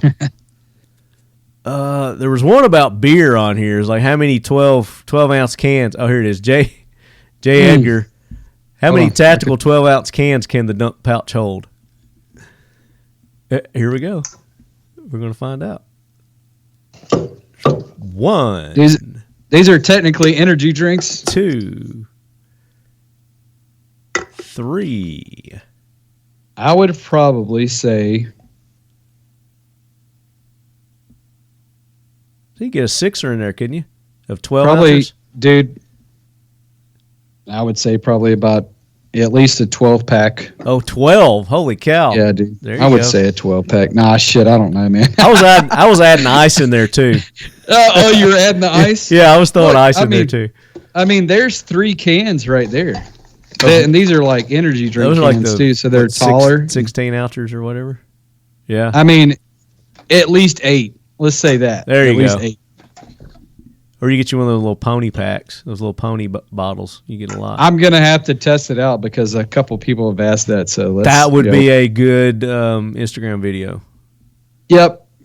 Or some beer. Here, let's do this. Let's put it to the challenge of the lead heads. Go buy one and you tell us. Yeah. And I'll send you a free patch. There you go. All right, next question. How well, and you talked about the G-code earlier, how well does the dump pouch work with the G-code soft scorpion with molly clips? It works great, right? We just said that. Yeah, it should work great. The grudge junkie asked that. He says molly clips. I assume that he's talking about like the malice clips. They're like soft, hard plastic. That's what I'm thinking, yeah. But yeah, it should work great. Let's see. Sack Archer, which product are you most proud of innovation-wise and why? I would say the dump pouch for sure. I mean, it has a ton of innovation, and I'm super excited about it right now, man. I'm just super proud of it. I'm proud that I'm working with John on it. I'm proud, he's proud of it. He's super excited about it. We're both just, I'm proud for you because we believe in it. Yeah. I mean, this is I appreciate that. Starting off with the Ear Pro with the lanyard thing. I mean, you're actually, again, you're identifying. You've got solutions to problems that exist, not ones that don't exist. Well, and it's not over yet. So, and you're just on product 3, is what I'm. Yeah, so right, and we have. I can't wait to see what else is coming from you guys. We need to sit down and talk. I've got ideas. Yeah, I like ideas. Let's see. Here's a good one. So how did you come up with the company name, Flatline? This is Dragon Daddy, Flatline Fiber Co. I was sitting around hanging out drinking a beer, and I texted my best friend and said, "Hey man, I'm starting a business. This is what I'm doing." And he's really good with names, and he just starts boom, boom, boom, boom, boom, firing them off to me, and he came up with it. My best friend came up with it, so I give him credit. Brett Francisco. There you go. But how'd you come up with Flatline? That's just something he came up with. He just he said that. Yeah, he just nobody was dead or dying or. Well, I think Flatline comes into the shooting portion of it, the self-defense, that aspect of it, right? Uh-huh. And then Fiber Co, meaning fiber as in woven fiber materials, like the fibers of nylon, or the thread, Yeah. So next question, Luis Delgado 49. Having the dump pouch below your mag carrier seems like a pretty slick idea. since you'll already be familiar with reaching that area and not behind it like typical dump pouches are located. My question is, from a professional standpoint, what are the absolute necessities to have on a battle belt? Number of mag pouches, IFAKs, tools, dump pouches, etc. Depends on what your profession is. Right. It's going to be mission specific. A lot of guys, and it depends on if you're wearing a plate carrier, right? So you can put a lot of these things on your plate carrier, or you can put them on your belt. So I would say the most important thing, if it's not on your plate carrier, would be your sidearm, and then medical. So your sidearm, medical, and then at least one rifle mag and at least one pistol mag. And then your dump pouch. So your dump pouch is going to kind of come last because you need all those other things. But I would most definitely have one, especially if you want to carry a little bit of extra things, and you can use your dump pouch to be flexible. Yeah. Pierce Taylor on Facebook asked, would FFCO, Flatline Fiber Co., do a rail cover for a BRN 180? There are some out there, but seem quite pricey and often sold out.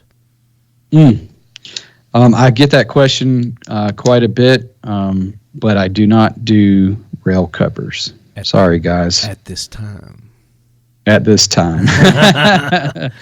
Yeah, maybe one day. But the reason that we don't make a million products, again, is so we can keep up with demand and get things to you guys in a reasonable amount of time. I think you should do a can suppressor cover. Just saying. So my good friend at Coltac, Dustin, he owns a business called Coltac, and they make the best suppressor covers on the market. So go check them out. There you go. Give them a shout out. Good plug. I like that. And Aura Alpanap on Facebook. Why is my 1775 asking for one of your slings and a matching dump pouch? Also, because it's right. The 1775 is the Occam Defense. I got one that you probably can't see. It's probably covered up. It's hanging up back there. The most awesome AK rifle ever. That sounds awesome. He said, also, what is your go-to belt you'd recommend, and are you looking at making your own down the road? Seems like it would be in your wheelhouse. I get that question a lot, and I would again go to friends of mine in the industry, and that is bluealphabelts.com. They make the best belts. They have the best warranty. They have the best customer service out there. They have a really superior product to what's out there right now. And no, I wouldn't consider to do that because I don't step on friends' toes. Perfect. So, in response to Aura pointing out that he owns a 1775, Pierce says, F you question. Why does Aura Alpanap like to brag every chance he gets that he has a 1775? Man, I guess I need one of these things, huh? Oh yeah, if I come this weekend, I'll bring it. Yeah, man. See if we can't hook up, and I'll show it to you. But yeah, Occam Defense. Check them out. Occam Defense Solutions. They sponsors of the Talking Lead AK Corner. Good friend of mine, Brian Keeney, owner, operator, another. Kind of like you, started in his garage, had an idea, and he's building it from the ground up. And these look great, man. Doing a great job at it. Check. Yeah, these look awesome. But Pierce and Aura, I met them at Kalash Bash this year. They were there. We hung out, had a great time, enjoyed hanging out with those guys. But yeah, they like to bash on each other. I like it. Hey, man, we like to have a little fun too, right? So give each other crap from time to time. You got to call your buddies out. Yeah. Yeah, absolutely. Let's see. Any other questions you see there that you wanna? Let me look at it one more time. Let's see. If not, then we'll pick our winners here.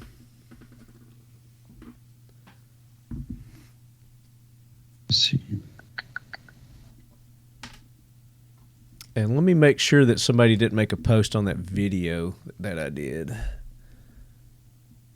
So Rayo Shields asks a couple questions. He said, what inspired you to start your company? I've always wanted to start my own business ever since I was, I don't know, man. I was like 10 years old in school, always, selling candy, making things, selling stuff to people. I've been doing that my whole life. So I've always had that spirit. Natural born entrepreneur. Yeah. So I had friends that inspired me to do that. I was, wanted more out of life. I wanted freedom. I wanted true freedom. So working for yourself is one way to do that. So I hope that it inspires other people to do the same thing. You don't have to follow the norm of working for a giant corporation. There's nothing wrong with doing that. But if you feel the need to do something else, just do it.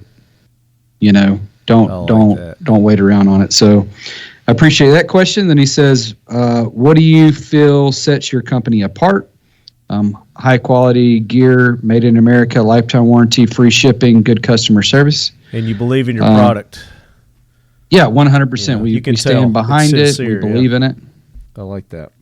And then he says, are you doing mostly MOLLE attachment, or are you going to offer something like Safariland quick attachment system? So it can actually, the dump pouch, if that's what you're talking about, I assume, can be adapted to the Safariland QLS system. You just have to drill holes through it and run your screws through it. And it can absolutely do that. Sean Heron from We Like Shooting did that with his system. Go check out his Instagram. He has a picture of it on there. Nice. So good questions, man. Sean got one before I did? Man. Oh, what? No. I am butthurt. Sean's my homie. Sean has had one since I've made the very first one. So he's been testing it for a long time. Sean's a good dude. We like shooting. They've kind of been around as long as we have almost. Those guys are awesome. They're all really good people. Oh yeah, they have a good time. All right, let's pick winners. So what I want you to do now, and don't give me duplicates, because more than one question doesn't get you multiple entries.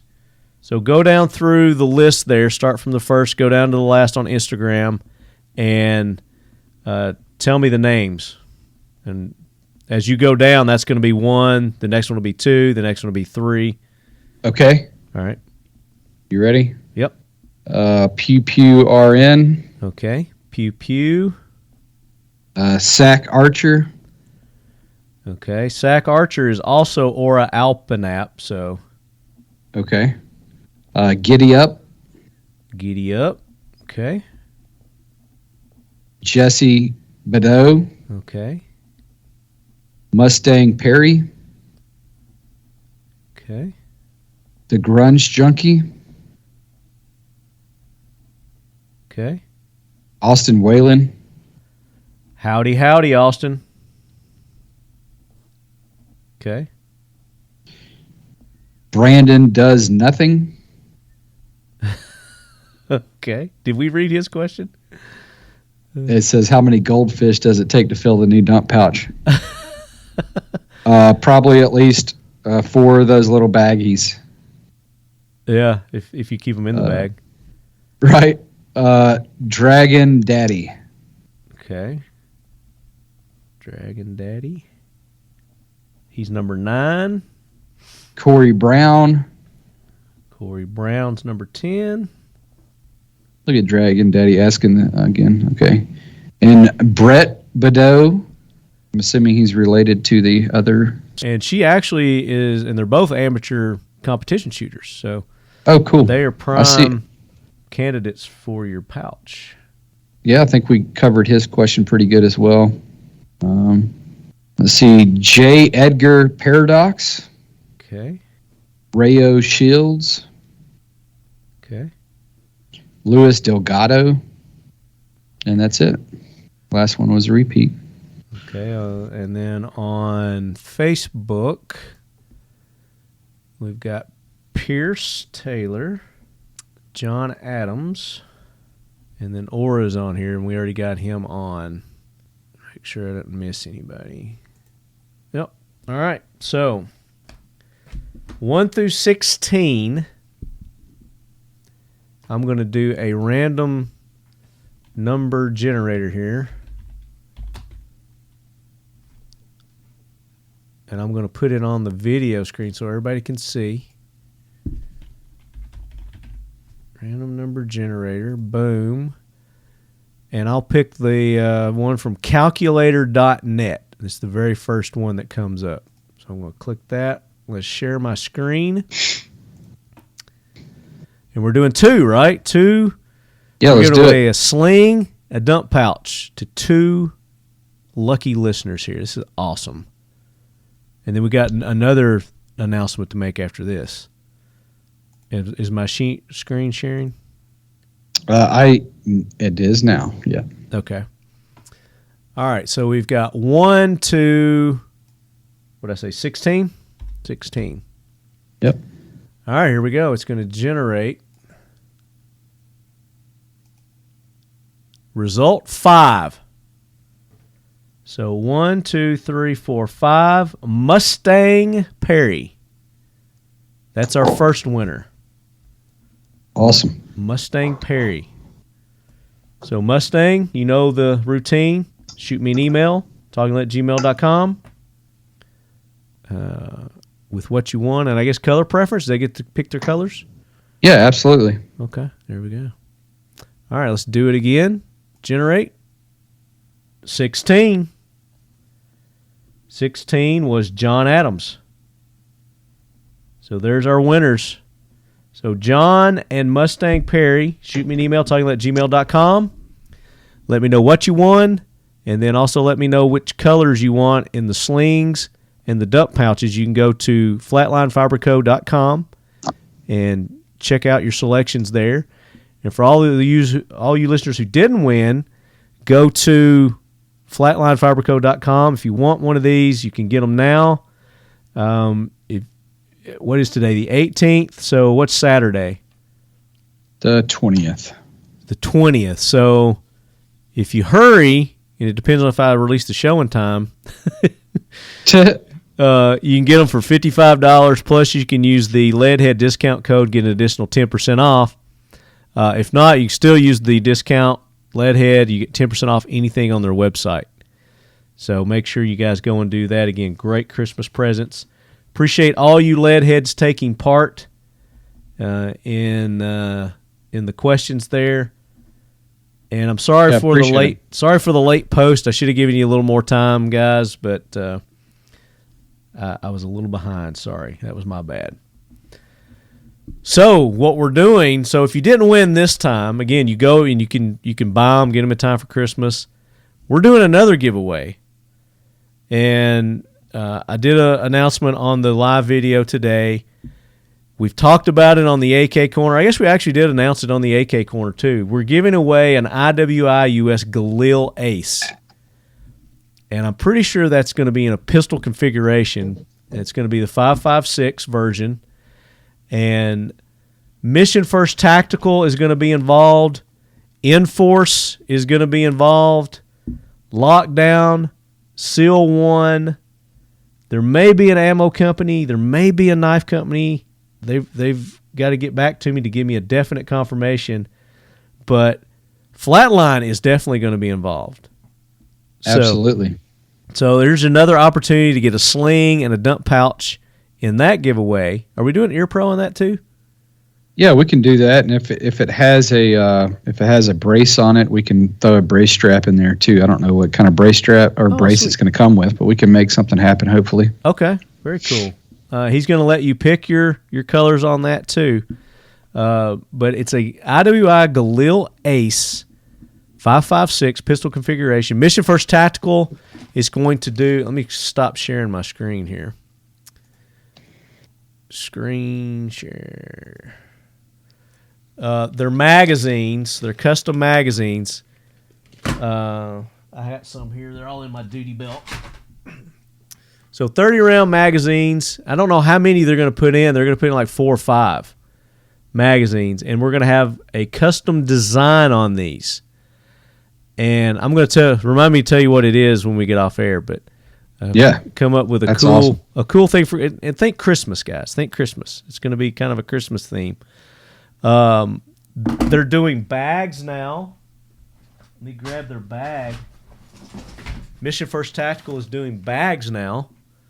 They've got these little smaller kind of EDC bags, lots of room, different colors. They've got like the bigger 3-day packs, and they're doing rifle cases. So they're going to include one of the rifle cases. I think they might include one of these bags also. They're being very generous. And our dump trays. So you guys are familiar with the dump trays. Got them down here. I use them as armorer's trays. These are great armorer's trays as well. Very cool. But we're going to have all the companies that take part, we're going to put their logos on the dump tray. So there'll be a dump tray that goes to the winner. And all this goes to one person. One person gets all this. Enforce is going to do one of their weapons lights. I've got one mounted here on my AK shorty. So they're going to include that. Lockdown is also being very generous. And I'll have to look at the thing, but they're going to have one of their pucks, which we had Rennell on a couple of episodes back. Make sure you guys go back and check out that episode. But one of their pucks, this is a security device that you put on your safe, and it alerts your phone if there's been any tampering or anything like that, if there's temperature change, if there's humidity change. Very cool. That's cool. Yeah, it's a very cool device. It's setting my phone off right now because I'm moving it.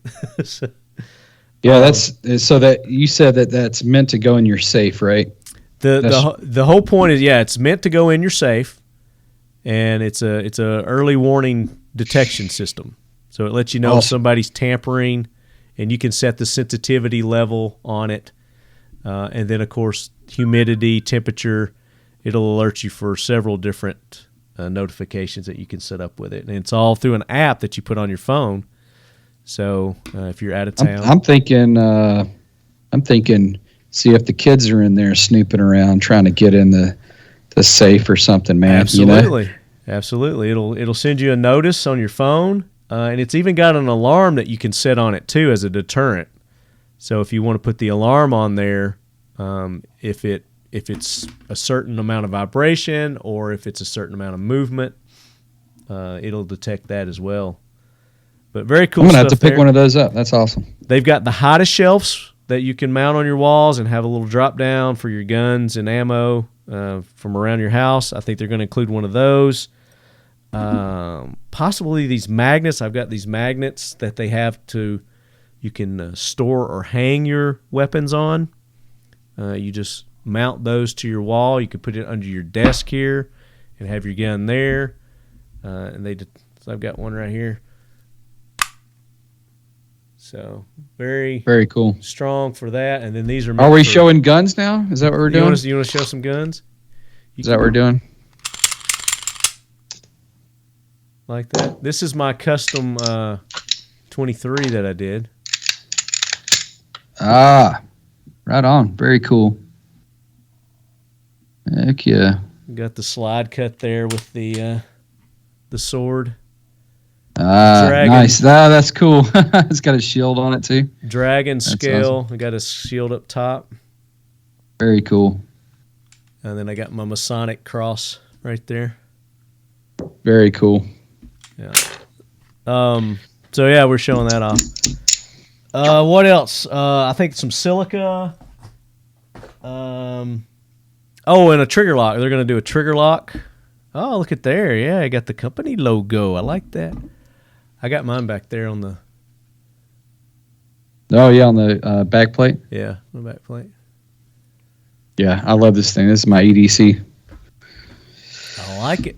I like it. My EDC is in my belt right here. I put it in my belt. I got the Gen 5 Glock, the M-Force Light extended threaded barrel. And I've got this stuff I'm trying out. I can't remember what company makes this, but it's like an adhesive you put over and it gives you that extra grip. Oh, gotcha. I can't remember the name of that company. Lefty, you got to get on the red dot game, man. What's up, dude? What is going on, bro? That's just, you got to... that's just more shit that gets in my way. Dude. Oh, come on. You haven't... Come on. You gotta get a red dot pistol. You don't have one? I'll take you on any day. My iron's against your red dot. Let's go, man. Whenever you're ready. Let's go. All right. I'm coming this weekend. So that giveaway is going to be awesome as we're chasing squirrels there. That's going to start probably as you're hearing this. It's going to be a Gleam type giveaway. The more that you go and like and subscribe to people's links that we put on there, the more entries that you're going to get. It's going to be a great giveaway. One person, like I said, and we're going to run it till the end of December. So it's the Talking Lead and Friends Galil Christmas giveaway. I don't know what we're going to call it, but I'll make the announcements. And there may be some other things between now and then that pop up in the giveaway too. But right now, that's what we've got locked in. Seal 1 is going to do their awesome cleaning kits, their CLP cleaning kits. And then I think I talked about everybody else, and the Flatline's going to put their little, you're going to get the trio, man. You get the trifecta, Flatline. I love it. Yep. Dude, everything we can give you. There you go. So it's going to be an awesome giveaway, and I look forward to doing this. It's going to be fun. So that brings us, because I didn't get to do it last time with you. Okay. To the new guy. Sometimes question. So, Chad, how did you, or can you remember your first exposure to shooting a gun? Let's see. Being in Georgia is probably when you came out of your mama's womb. Yeah, I mean it was pretty early on, to be honest with you. But my dad was never into guns, but so I was exposed to firearms probably through hanging out with friends and shooting with my best friend growing up, shooting cans, and the first memory would probably be shooting the straw off of a Wendy's cup with a .22. Look at you. Trying to do that out in the yard with a buddy of mine. And were you successful? No, absolutely. How close did you have to get? Oh, I don't know. I think, I mean, we were using irons, man, but we were like 50 yards or something like that. Very cool. And what was the first firearm that you purchased yourself? M&P, Smith & Wesson M&P 40 caliber. Okay. 40 Smith & Wesson. 40 Smith & Wesson. Yeah. Hey, I'm a 40 guy. I'm not ashamed. Okay. I say to hell with all those guys that bash the 40 around. They're just, So you will outshoot somebody with a 9mm with irons and a 40 Smith & Wesson. Well, this is a 9. Okay. This is a 9. But this is a 40. Okay. But yeah, I'll outshoot you with this gun, with the 40, and you against your 9. I mean, what's the difference? What's the caliber got to do with the shooter? No, you're right. I mean, it is. If you train and you shoot good, then then the caliber doesn't matter. The firearm doesn't matter. That is true. Yeah. I just rather have more bullets. There's probably people that have high points that could outshoot me. So. Well, yeah, that is true, man. That is true. All right, next question, and you said you don't have any law enforcement or military background. You're a civvy just like me, right? Any family members involved with military law? Oh yeah, Absolutely. Both of my grandfather. Well, actually, let's see. My two grandfathers were in World War II. Of course, one of them was a P-51 Mustang instructor, cool. Pilot instructor. The other one flew in. He was a flight engineer. Mm-hmm. And yeah, my other grandfather was in the Navy. So there's military, not directly. My father was not in the military or in law enforcement or anything like that, no.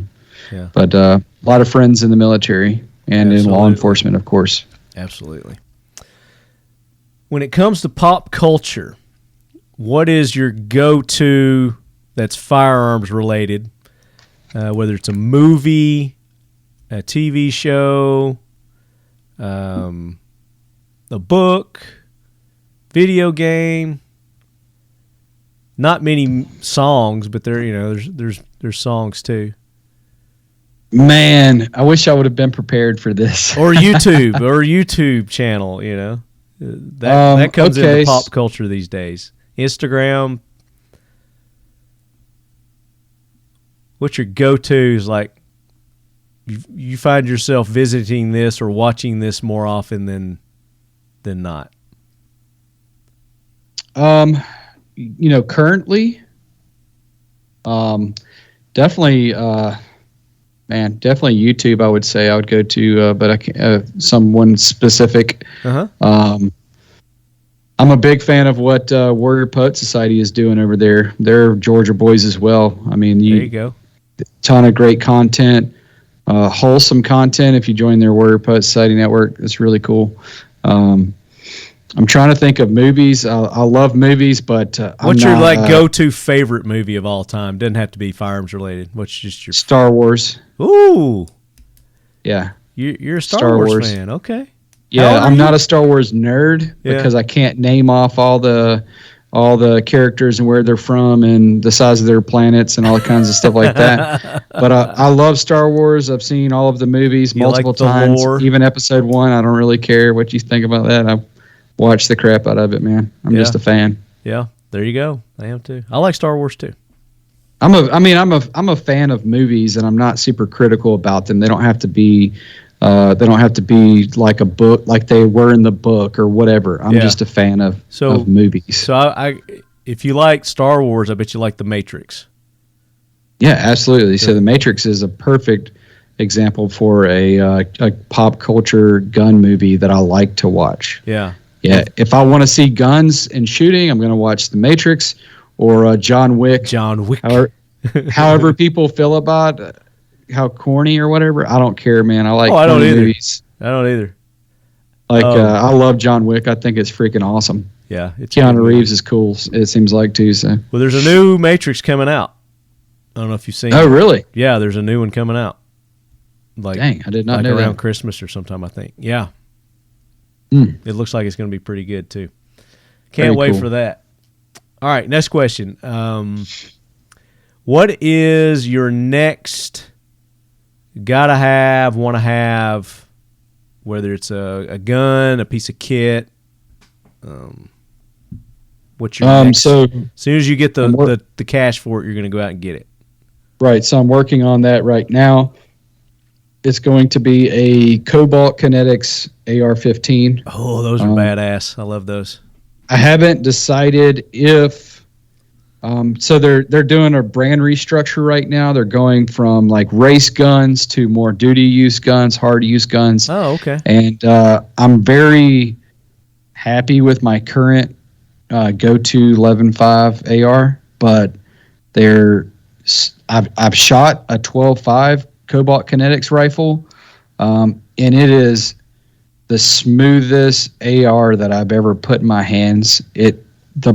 The bolt, everything is just super clean and smooth. It's very accurate, and the recoil is just like, man, it's amazing. Yeah. So those guys are making big moves over there. They're scooping up all the talent all over the industry, and they're trying to create something really cool, and I want to support that. So I definitely want to get one of their rifles, and might be in 6mm arc. You will have to reintroduce me to the gang at Cobalt's. They used to be a sponsor, one of our sponsors. Okay. But that's been several years ago, and I Okay. lost touch with whoever the guy was that was over him. I mean, he's long gone by now, but So the new owner always loved what they were doing because they're very innovative over there. They are. So the new owner is a guy named Aaron, and super nice guy, and he is actually from Georgia. Okay. Went from Georgia to Utah? Yeah, man. Georgia Yep. to Utah. That's a big move. Mm-hmm. So laws be damned, money be damned. Uh-oh. What would you own? What would I own? Mm-hmm. A freaking minigun, Okay. which, I mean, you know, it's not out of the realm of possibility, but I would really like a mini, like the Ben Affleck and the Accountant. He had that freaking minigun that could pull out of the corner of the garage. Yeah, it's mounted You in know? the garage. Yeah, like I would put it on something like that, like a big movable arm, so I could just like float it around everywhere. Why not just get an A-10 Warthog? Because I'm not a pilot. Well, your granddad is. Hey, your granddad is. Right, but an A-10 Warthog, yeah, 100%. I'm a big fan of those aircraft too, man. They're freaking flying tanks. Oh yeah, So definitely. they're awesome. I did say laws be damned, money be damned. I guess I should say skills be damned too. Yeah, you probably should. If I got the money, I'm going to pay somebody to learn, teach me how to fly one too. Yeah, for sure. Yeah. I mean, who wouldn't want a tank as well, you know? Do you believe in UFOs and Yeah. ghosts? Yes. Bigfoot. No. Okay. You believe in UFOs, but you don't believe in Bigfoot. Correct. And what about ghost? Yes. You believe in ghost, but not Bigfoot. That's That's odd. correct. That's odd. Okay. I mean, because like, are we using Bigfoot as an actual thing that has existed and lived and is still alive, or like, is he having children and mating and all this kind of crap? And there's like a bunch of these things running around. Well, just, big feet. Just Bigfoot. Yeah, Bigfoot in general. Sasquatch, the Yeti. Yeah. Nah, man, I don't know, dude. No. No. Would you go on a Bigfoot hunt? Yeah, hell yeah, I would. Yeah, because I'm down for crazy shit like that. But yeah, absolutely. I don't know, man. I just think that they're supposed to live like in America. They're supposed to live in North America, and nobody's captured one. Nobody's killed one. Nobody has gotten decent footage or photos of this thing. They've been reported all over the world. Not just. So what about UFOs? There's not ever been any pictures or anything of UFOs. Oh, there's a ton of stuff like that. I mean, it's very. Then the UFOs is more or less my belief that you can't tell me that God just created one species. Yeah. And put us on this planet, and the size of the universe. You can't tell me that there's not some other beings out there, man. Okay.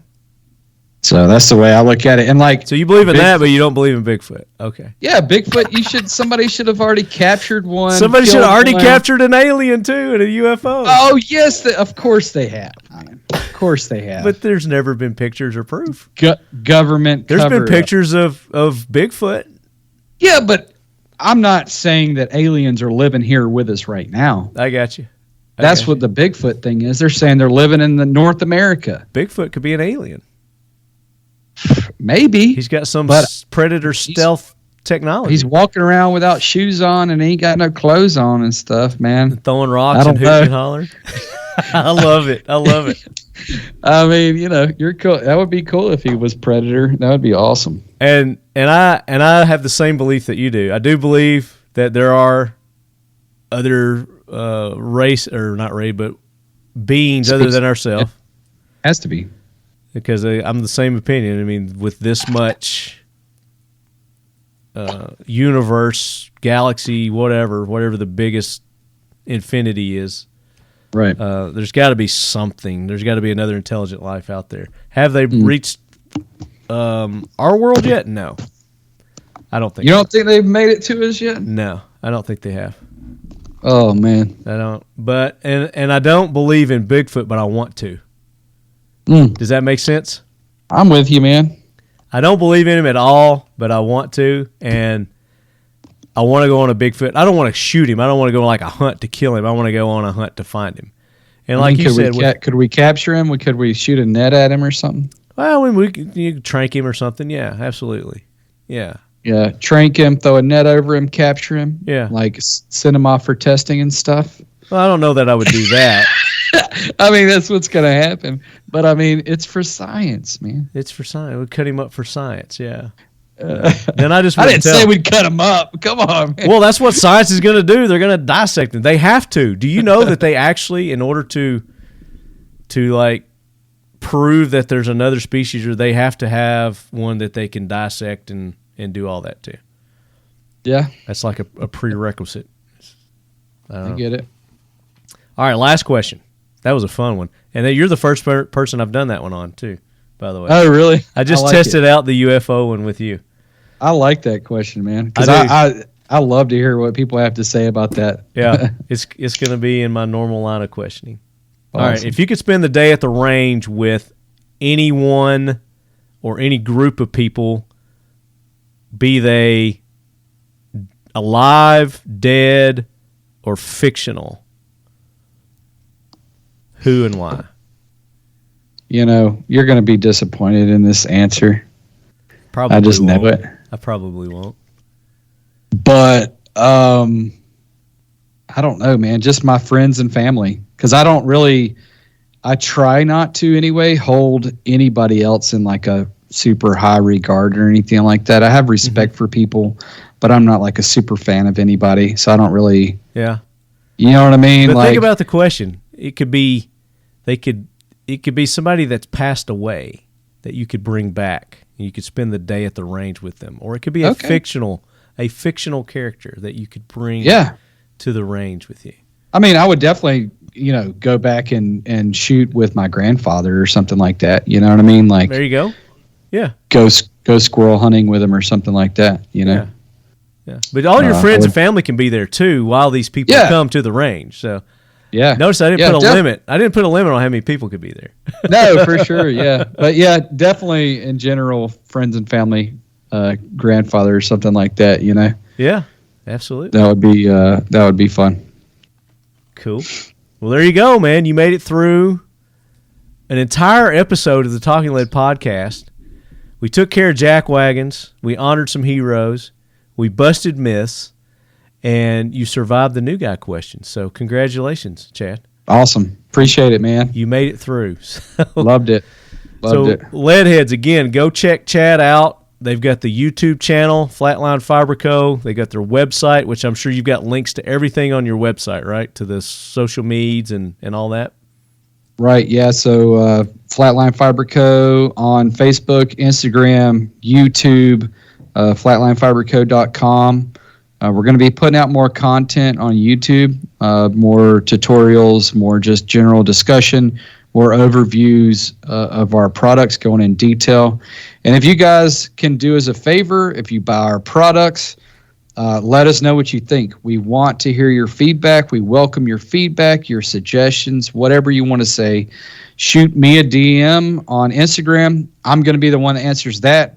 My wife is the one that's going to answer the emails, so be nice. But if you like what we're doing, guys, please go on the website and leave a review. There you go. I mean, that goes a long way, and what it does, it's going to help us sell more products, and it's going to help our business. So it might just take you, 2 minutes, but we really appreciate it. So if you could do that for us, that'd be awesome. Yeah, and that goes for, as I was saying earlier too, guys, with the social medias. Go and tell your friends about Flatline Fiber Co. Tell them about Chad.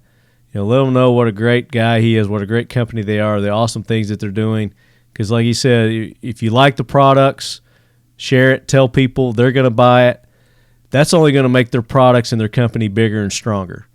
It's going to make us as a country stronger. So get behind these guys. They're awesome. I'm really looking forward to the dump pouch and the ear pro, and I'm looking forward to you lead heads hearing what you've got to say about it.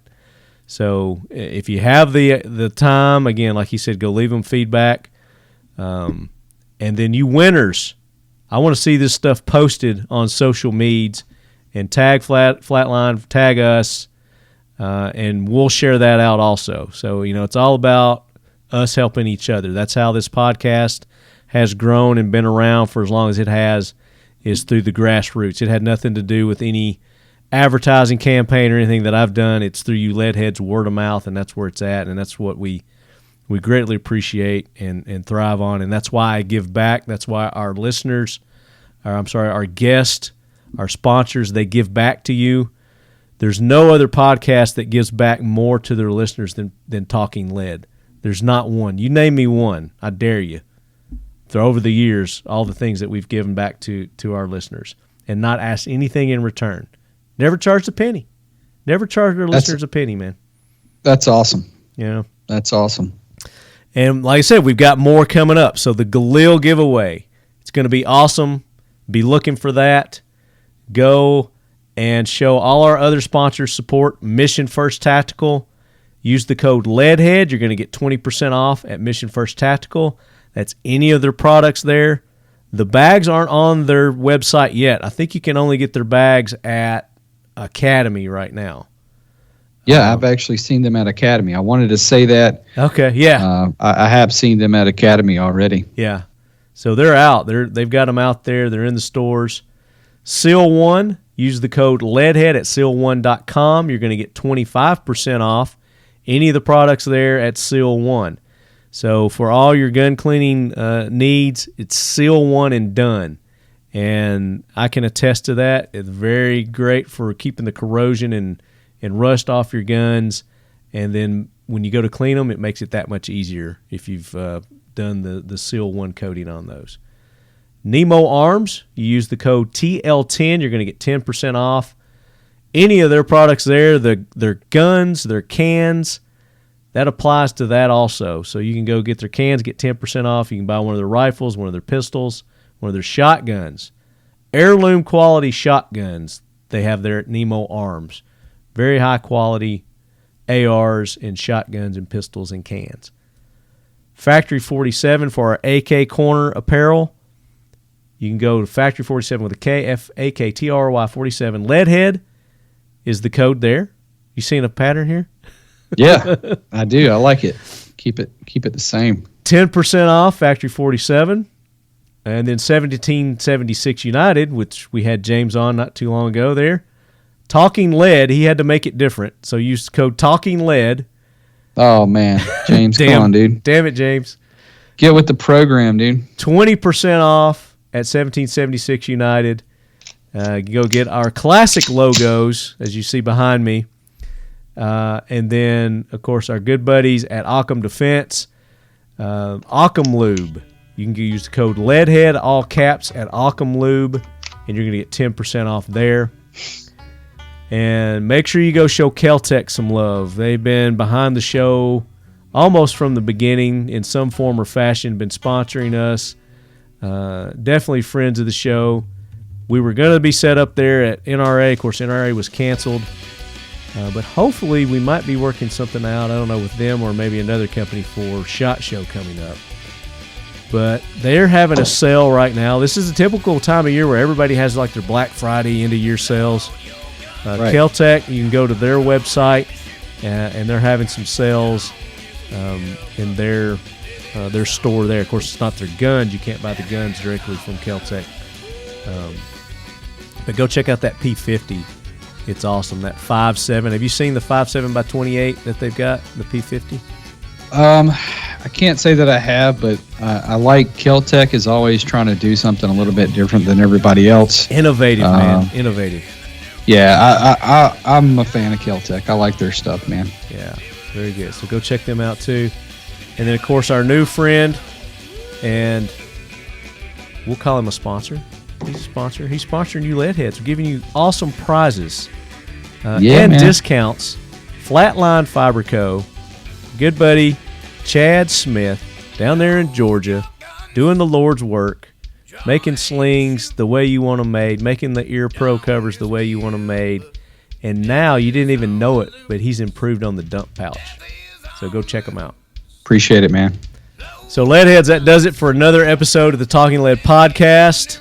If I don't have one out before Thanksgiving, happy Thanksgiving to all you Leadheads. Eat a lot of turkey. But we definitely will be back before Christmas because I'm going to make this announcement for our giveaway. So be watching on the social medias. Watching like a hawk because I'm going to make that announcement in the next few days here. But until then, as always, Leadheads, keep your loved ones close. And your firearms closer. And nice and tight with a Flatline Fiber Co. sling. Your choice of color. There we go, yeah.